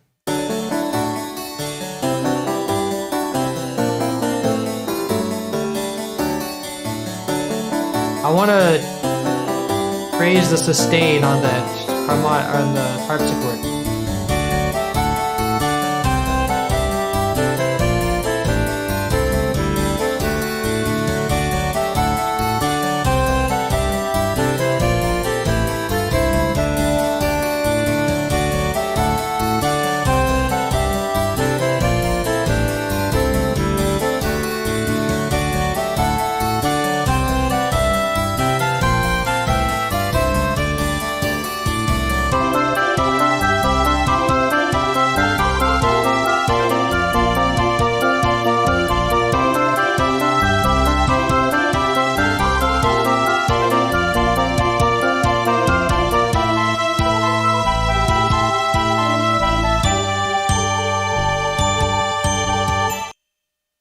So I want to kind of compare that to the full thing.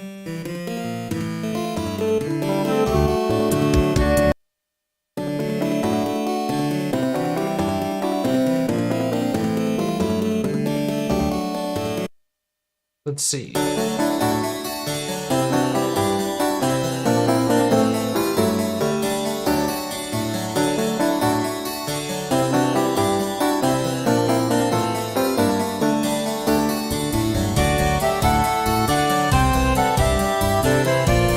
That's actually pretty good.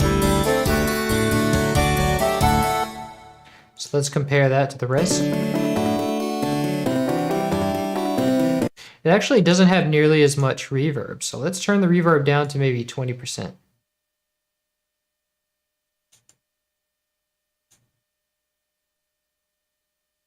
And maybe take it down to 1 second decay.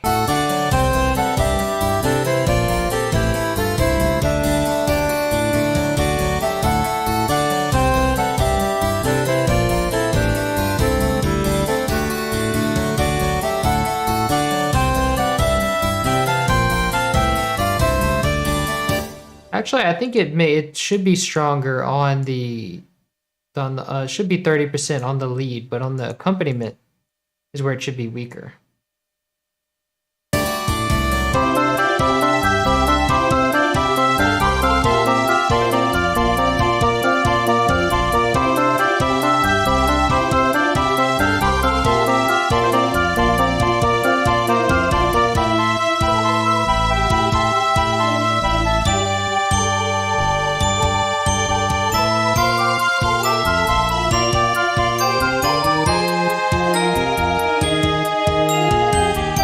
I almost forgot about the flute's panning though, so let me go and copy that down. Let's see.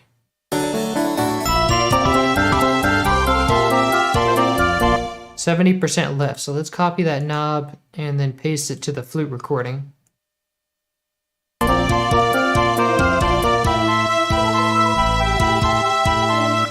Nice, so let's go. Now we want to send the hi-hat to the drums bus, but we don't want to give it any reverb. So let's send the kick there too. Okay.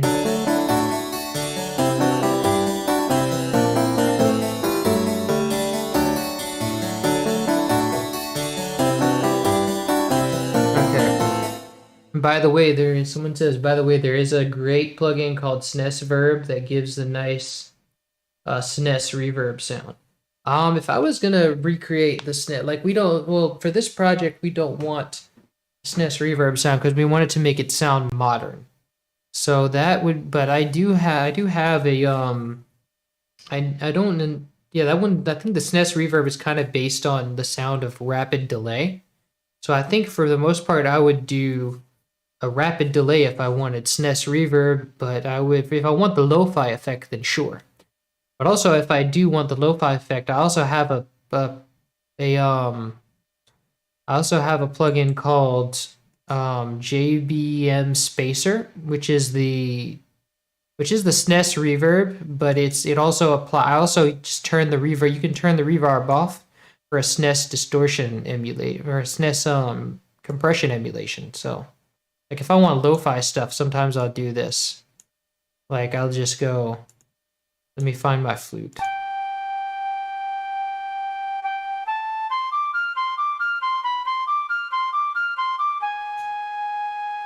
But it's not working right now, I don't know. But I'll have to check out SNES Reverb, but I don't think I would use it much, but maybe some other people will if they want SNES Reverb. So now we have everything set. I want to give it a Maximus plugin, and now we're gonna do our mastering. We're gonna make sure everything is as loud as it can be without feeling compressed, like volume compressed.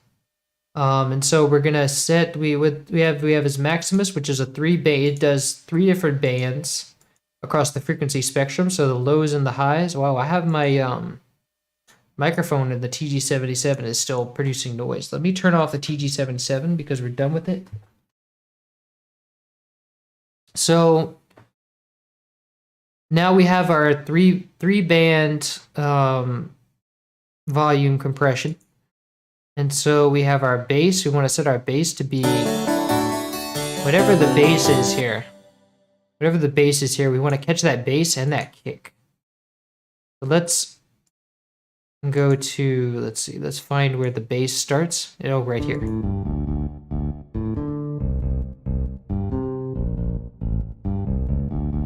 So we want to kind of catch that and don't let it go past here. And it kind of compresses it if it starts to get there. Actually, we can get it down here because the rest of the stuff is kind of down here, down as low as this. And we can also like expand it. Like if you drag the knob over here, it expands it to, so it kind of encourages the bass to be this level. But also, let's see. Yeah, the highest the bass goes, I think, is here.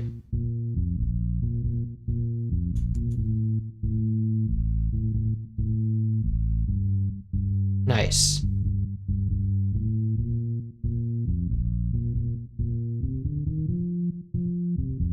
And see, it almost gets too high for the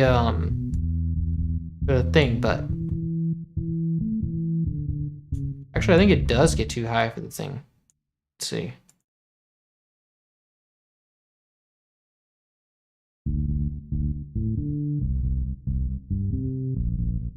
Nice.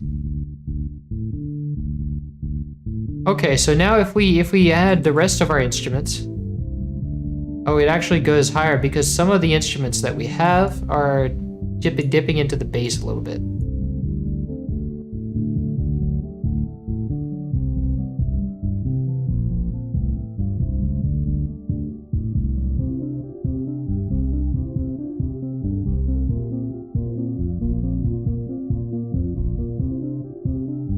Nice. So we have a good strong bass. And then let's work on our mids. Let's see. We're gonna need to cut those off a little bit down here.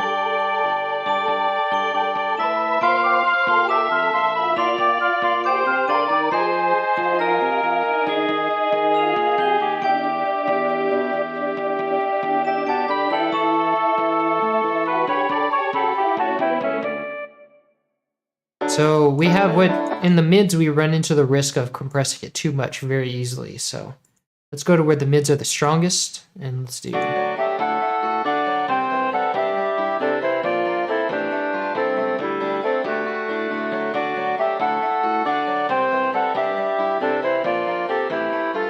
I think we can actually afford to have some more mids here. So if we, oh wait, because the flute and harmonica are going on the whole time, so.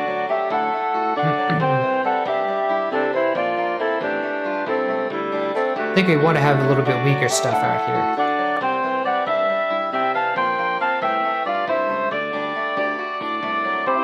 here. Here's where we run into problems. Yeah, this is a problem right here. That's too much. So we want to take down our, I think our choir a little bit. And maybe the strings too.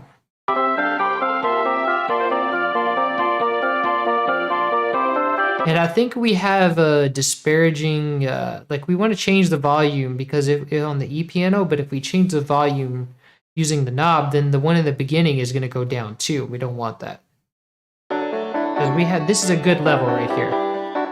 So if we change the volume here, we have to automate the volume. So in the melody, we want to say, hey, the track mixer rate is going to be down here. And then once we go into accompaniment, then we want to take it down. But what do we want it to be?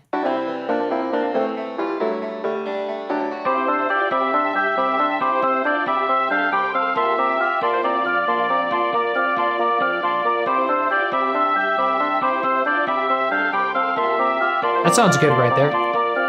So let's paste that here with Control I, and then let's see what else we can do to reduce this volume.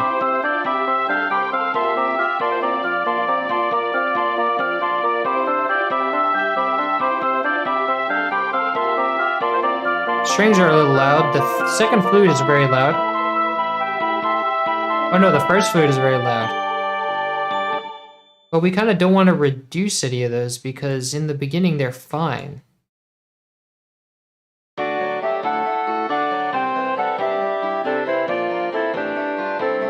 See, because if we had the full thing, we have.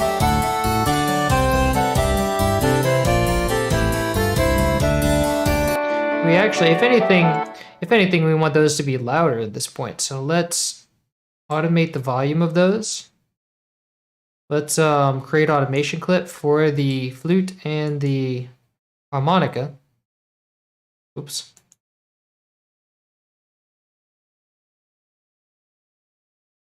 And then let's modify those to be louder in the this is where they start, so let's put them here.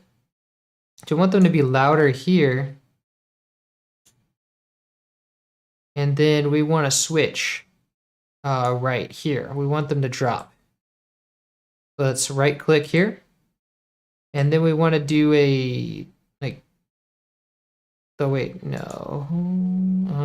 Let's make a split right there. We want it to go back down. We want it to go down here. And then we want to raise it up. Right here. Let's actually extend these so that we can see down to the percent what we're doing and make it a straight line so it doesn't change over time.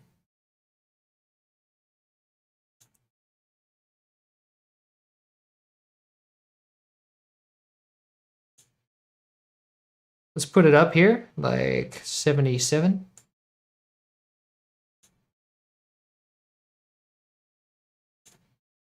Let's see, we want this. Ooh, that's way too loud. Let's set it to be down here. Let's set it to 62.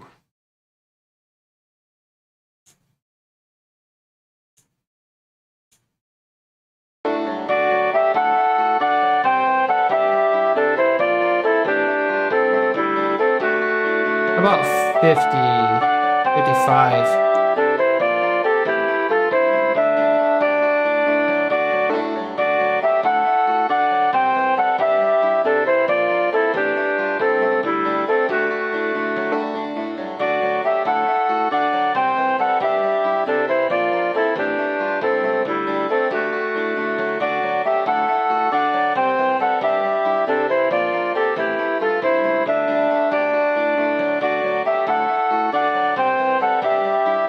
That's still a little bit loud, because if you go to the full thing, it's like... Oh, wait.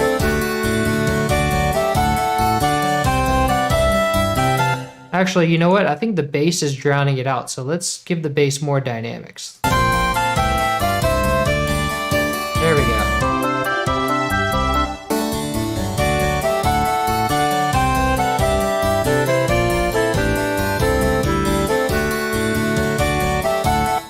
Actually, I think that flute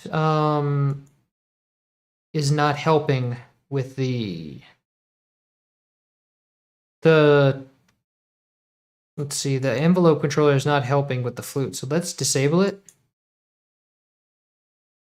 No, wait, that's the first one is the flute.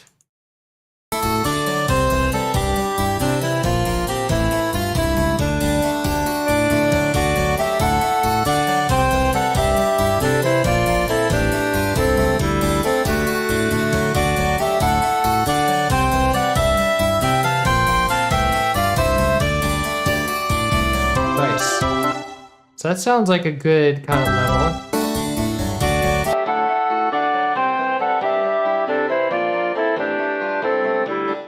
I might want to take it down a little bit though, like maybe 5%.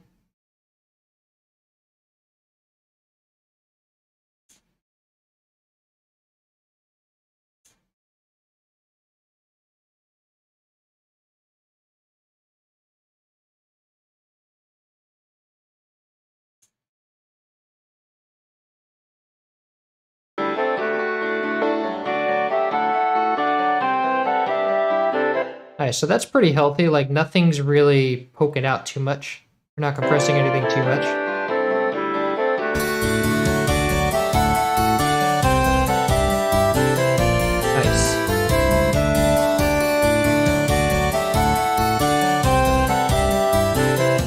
Oh, look, someone's excited.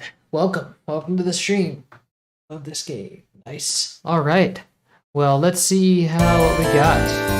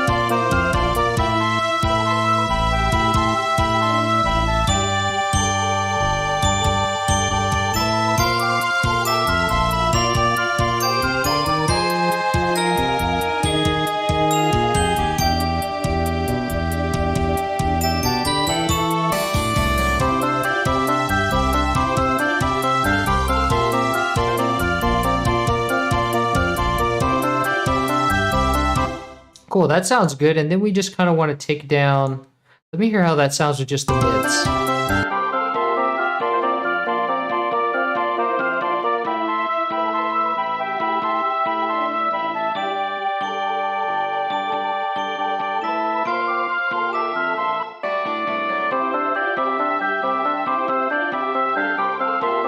That sounds good.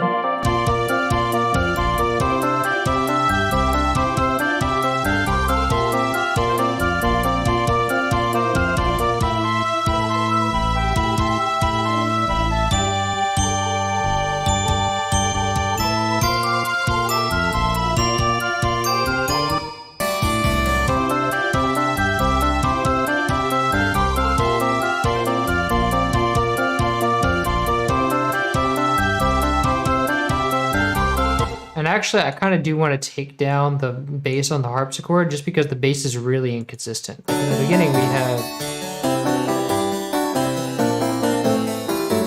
Oh wait.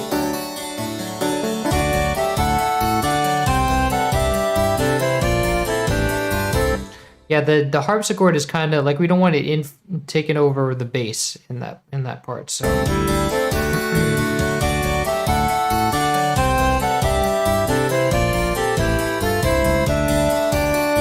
But we actually still have some space here. So what I can do is actually raise the ceiling. And then I can try disabling these and see how we do without them. This is not good. Okay, so we got that.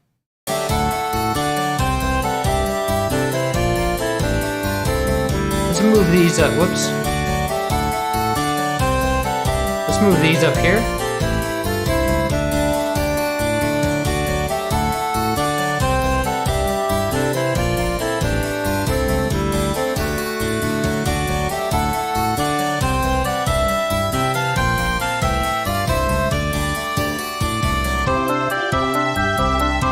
Now here's where we got everything going at once.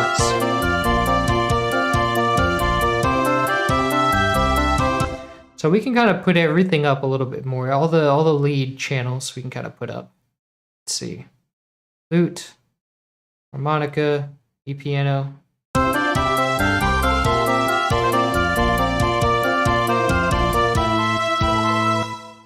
Oh, but we have to like not. I want to actually remove that. We have to initialize the song because it's going to keep putting it back, which is the annoying thing. So let's delete this automation.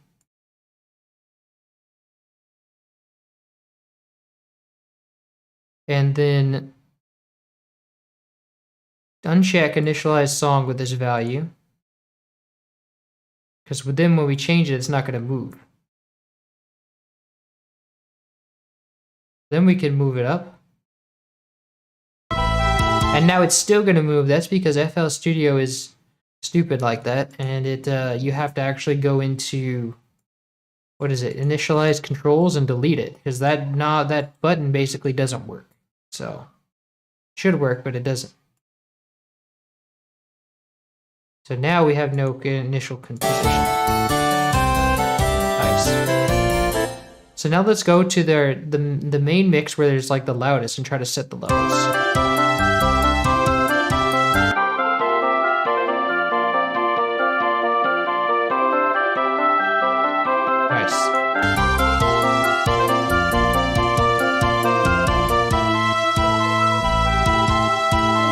Want more choir here.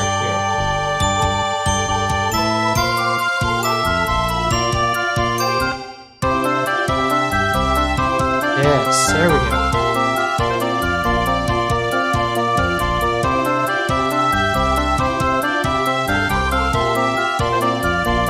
We can go a little bit louder.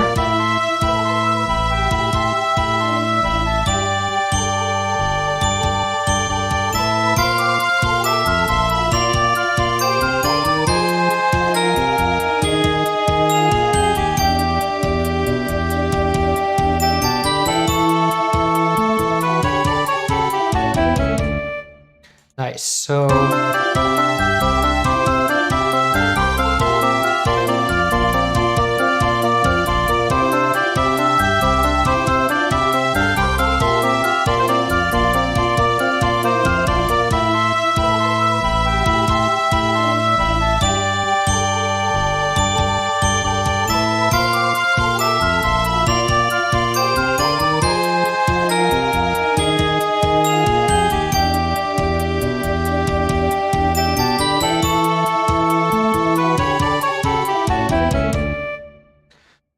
So that sounds good. Let's try to clone it, or let's try to loop it, and so it loops back to what part does it loop back to?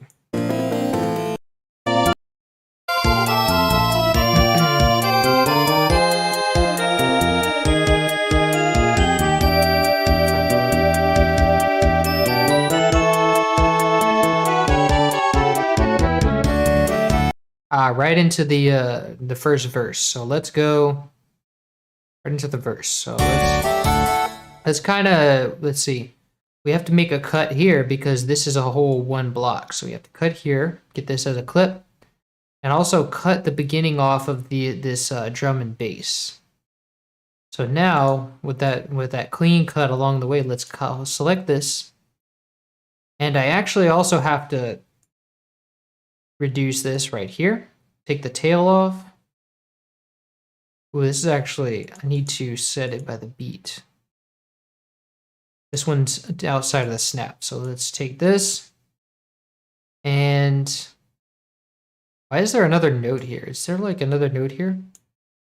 Oh yeah, there is, but I need that for later. So let me just, it's odd. I'm gonna have to cut it off. Let's see, make a cut here. And then now we've got it clean for the most part. So but there's some tail of the last notes here on the recording. So we can't just Control B because it's going to put space in front of it. So let's select everything from this point and copy, Control C, and then paste it right here. Nice. So now it should have a clean loop.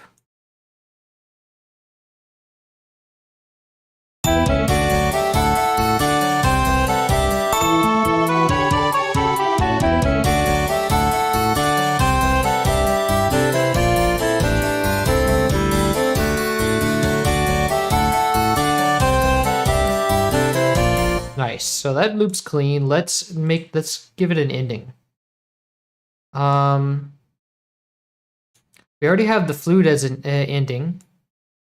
I did kind of want the harmonica to end too. Let's see if we have another note that plays that. Because I don't really feel like recording it again just for that last note. So because the note at the beginning, I think it loops back to the beginning. So if we just get the note at the beginning, then we should be in good shape. So let's just go back to the beginning, paste this right here, and let's remove this space. Let's put the last note at the beginning and then just cut the rest off. We cut it here. And then you don't have a clean transient, but that's okay. mean, you don't have a clean tail, but that's okay. Nice.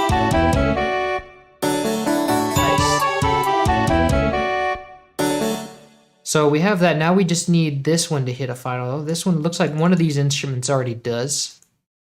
So now we just need to go and add make all these instruments basically have an end.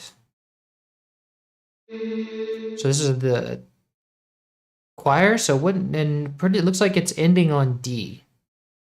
So because the beginning it comes back on D, right? So, well, this isn't the beginning. The beginning is like,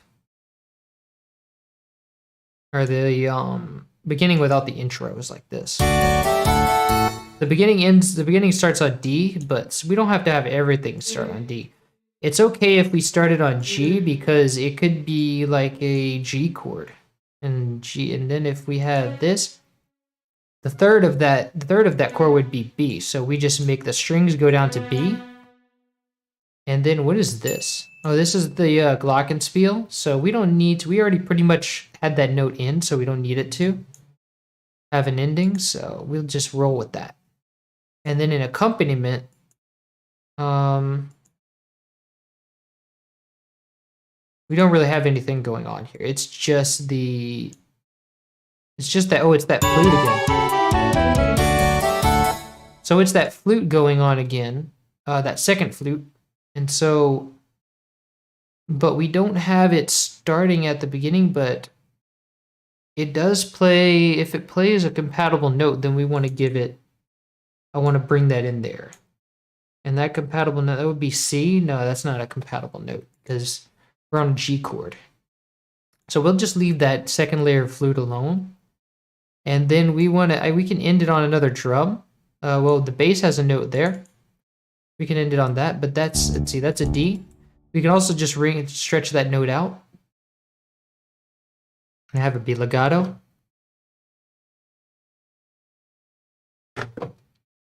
And I also want to end it on another kick. So this should be a kick, right?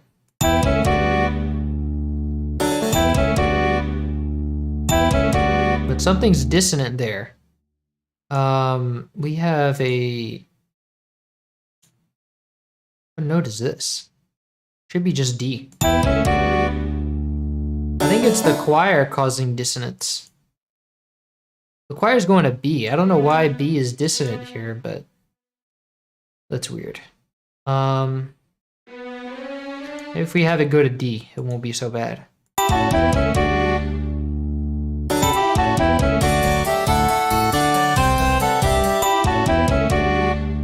Oh wait, what note is the bass going? Because that should set the chord.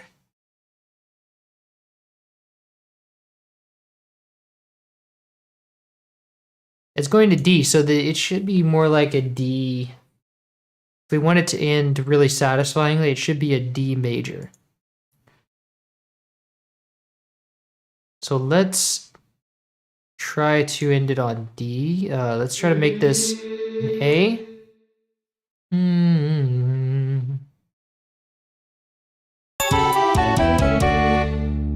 Nice.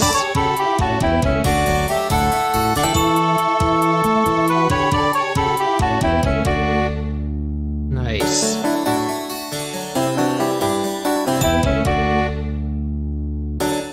And I don't think we need that long bass note if nothing else has a long note. So let's.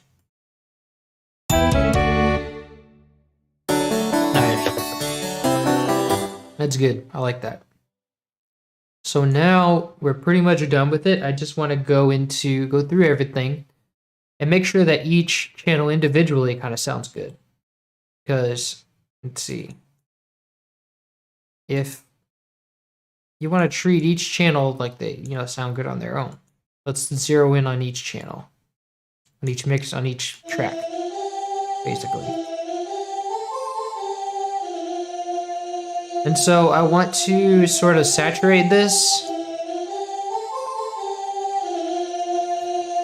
keeping in mind that we want to keep the same volume, and excite it.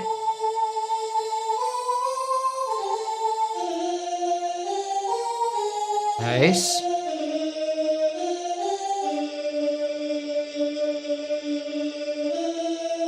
And we want it to not sound so static, so let's give it some chorus.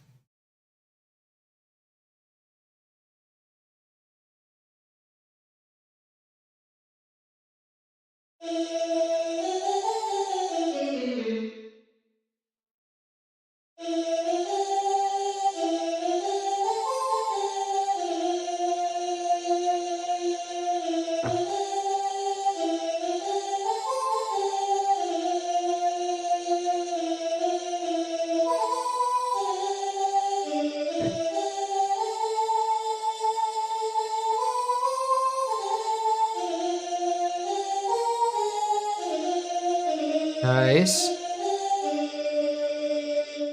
And this one in particular has a lot of dynamics, so I kind of want to limit it.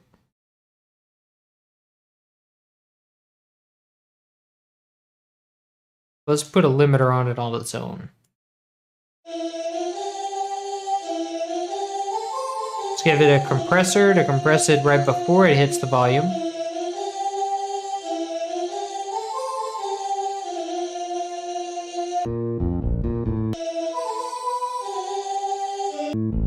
So now on our bass, we have a wave shaper.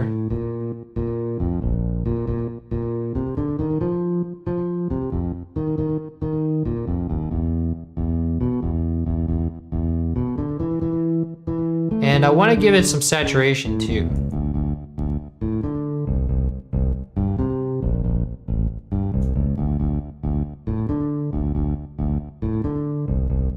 Maybe I only need the saturator. No, I actually like the kind of... I like some of the wave shaper too.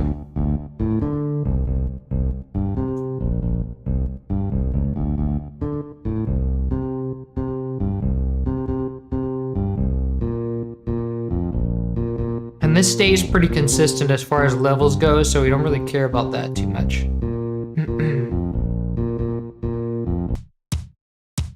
And now our kick.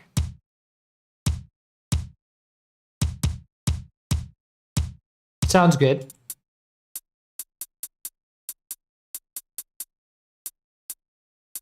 The hi-hat, I want to put an exciter on it.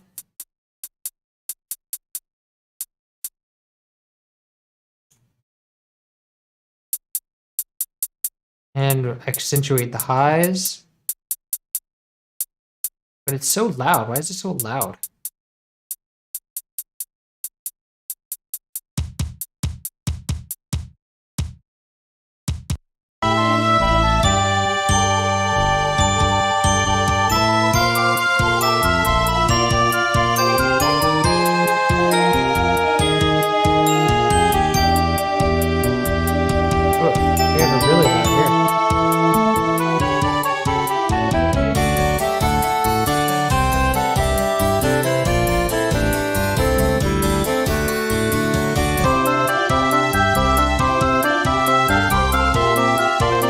This isn't good.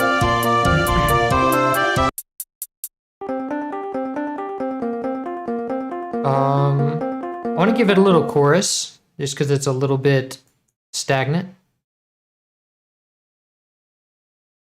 It's got to change over time.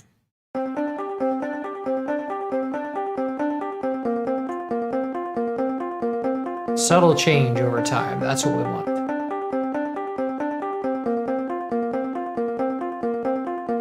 And that actually sounds really good. I might raise this up a bit. I like it kind of warm, because in the game it's really warm.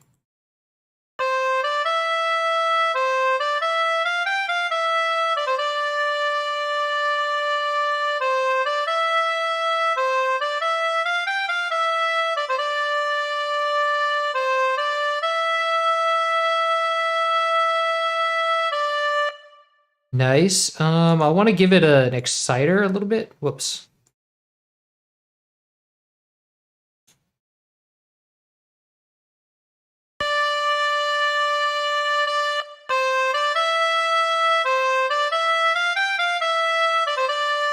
Nice.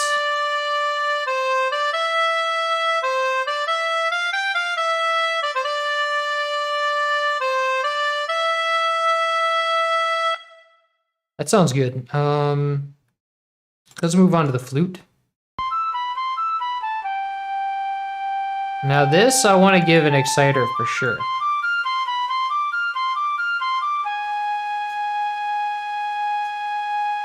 And also some chorus to give it some dynamics.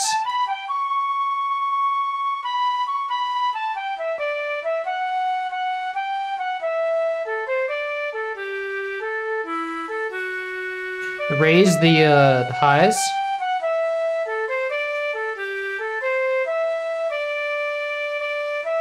Maybe saturate it too to take the kind of 80s sound out of it.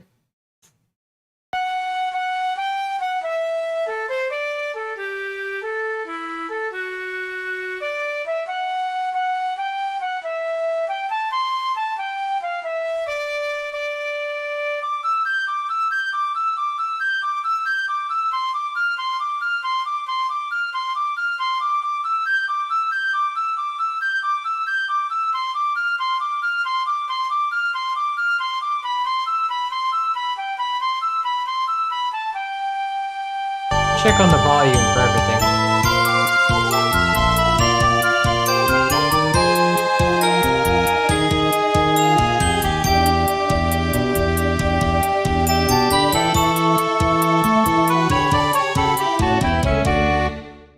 Nice. Now the harpsichord. I think we've done enough with that. Now the glockenspiel.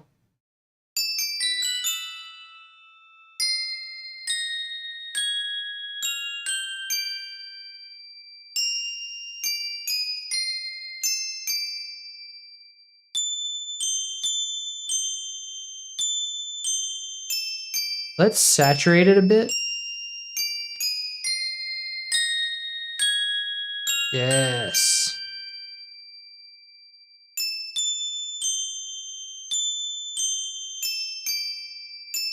Exciter.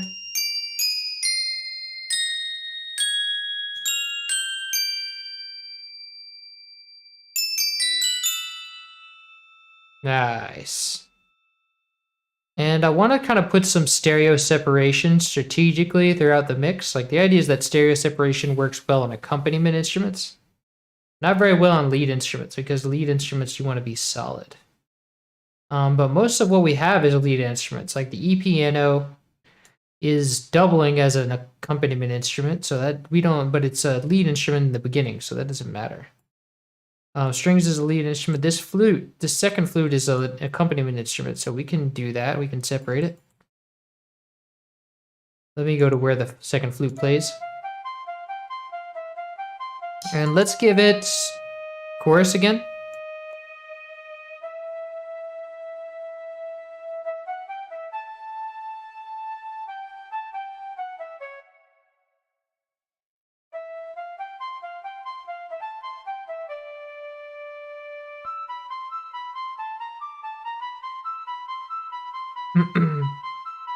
Some saturation, slight saturation.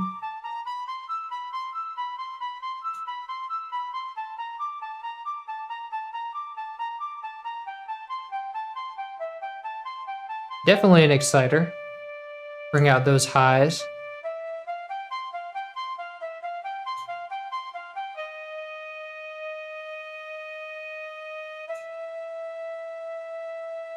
Nice.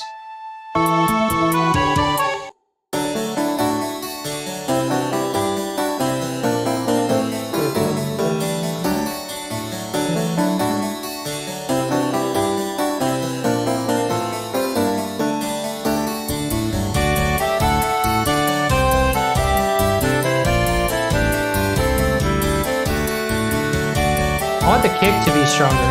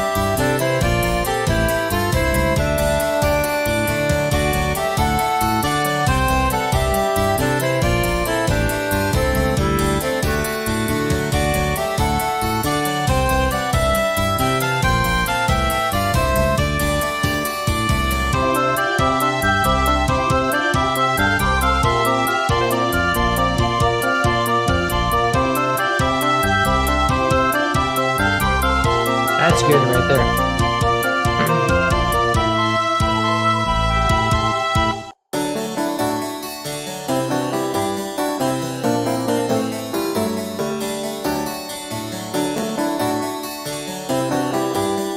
Actually, I don't think we need the transient controller here.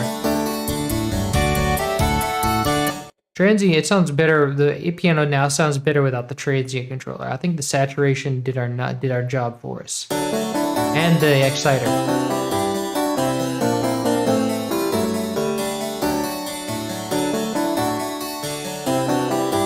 And we can add more E-piano now because we have all this space, and I think the E-piano is kind of hard to hear.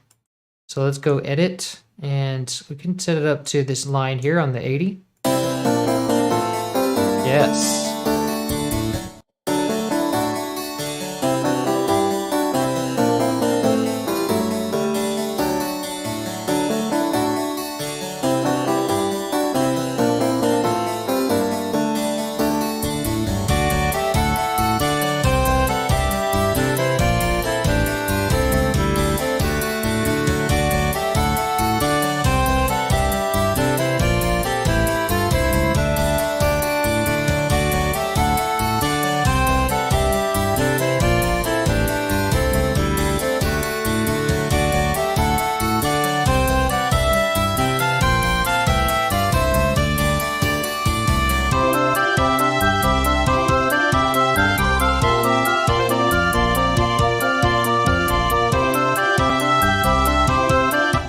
But I think I want to revisit the idea of taking this up, like taking the flute and harmony and harmonica up a notch, like on their solo line, and then just taking it down when they get back there. But this time, let's do it better. Now we have the setting. We have the setting in the last part is where I want it to be. But let's use the lead knob because those are the only two leads we have going on in that section. So let's create automation clip. And now it's going to take that, it's going to turn that bus up. We can delete this pattern because it's empty, or this track because it's empty. And so we have it now set to where we want it to be in this last part. But we want to raise it up in that first part when there's not a lot of instruments. So let's go and let's raise it up to like 90%, see how we do. That might be too much, but let's try that.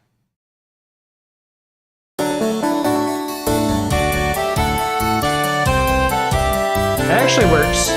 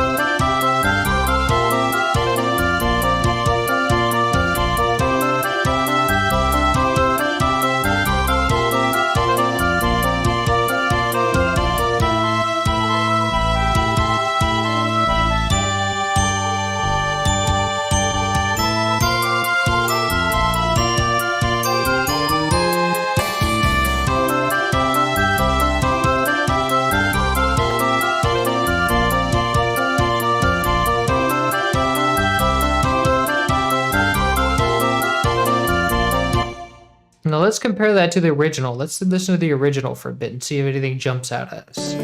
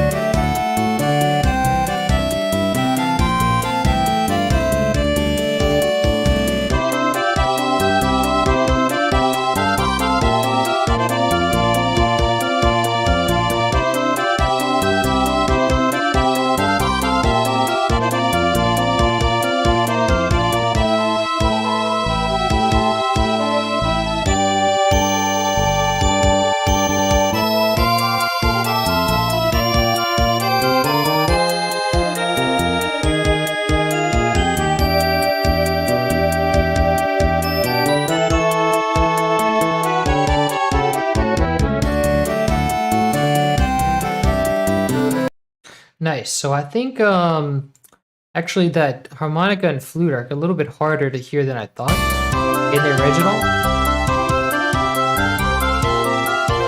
Because we want the everything to be audible in like equally. So let's raise up everything else. Let's raise up the strings, raise up the choir, lower the harmonica and flute a little bit. See what we get.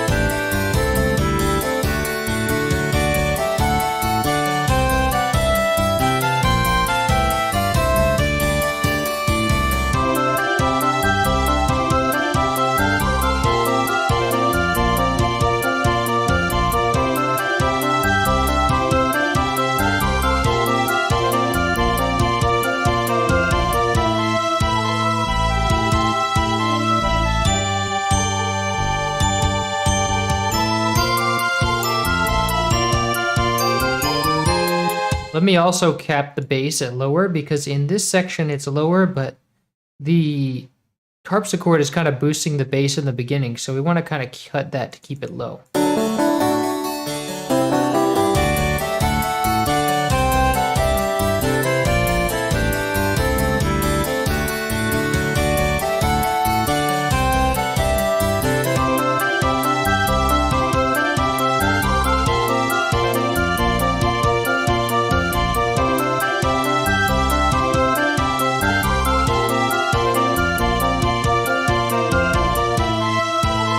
Nice, so let's listen to that one more time. At the loop.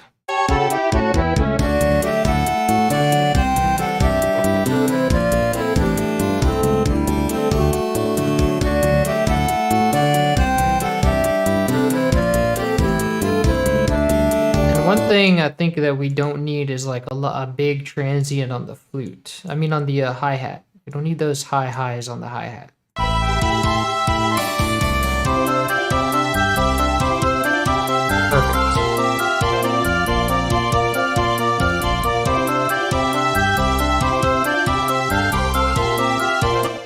Nice.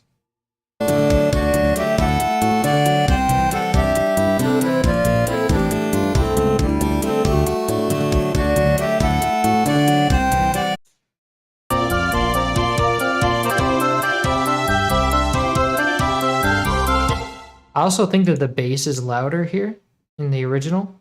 Let's raise that up.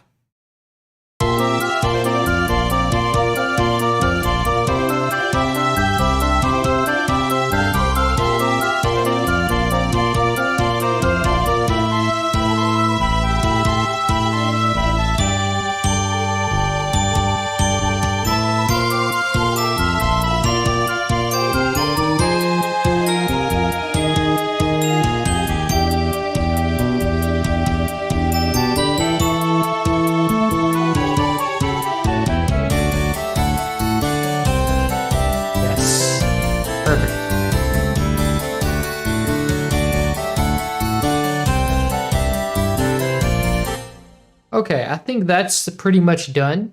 I'm going to export this as an MP3. Let me see. I changed back to... Oh, wait, I'm still in 48,000. Man, I've been overloading my computer. Well, it's fine. My computer's not... Oh, yeah, my computer's fan is running, so... We're going to export this as an MP3. Let me go and switch to... Well, no, it doesn't make sense now, because we're done.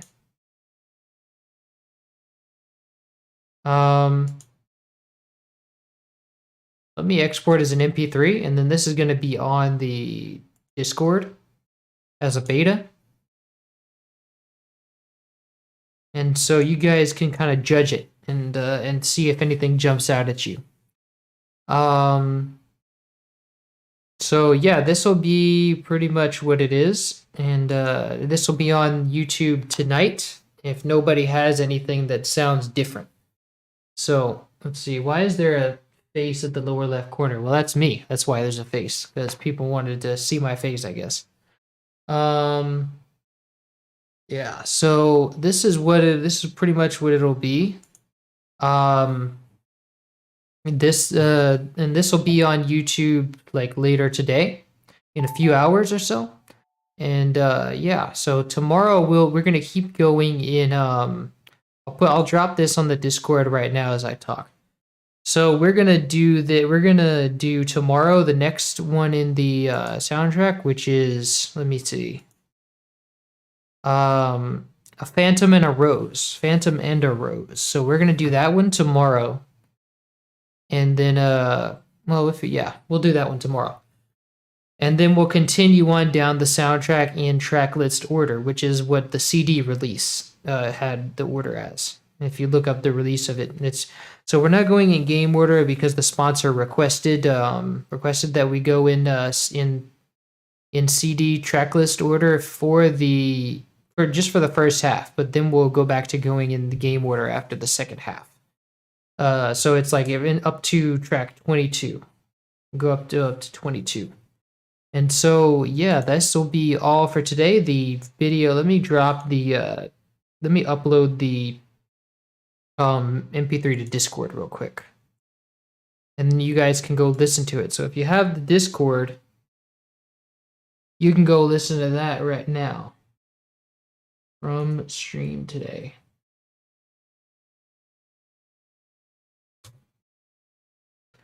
So you can go listen to that now, and if you don't have the Discord and you want to hear it, and you want to judge it, here is a copy link. And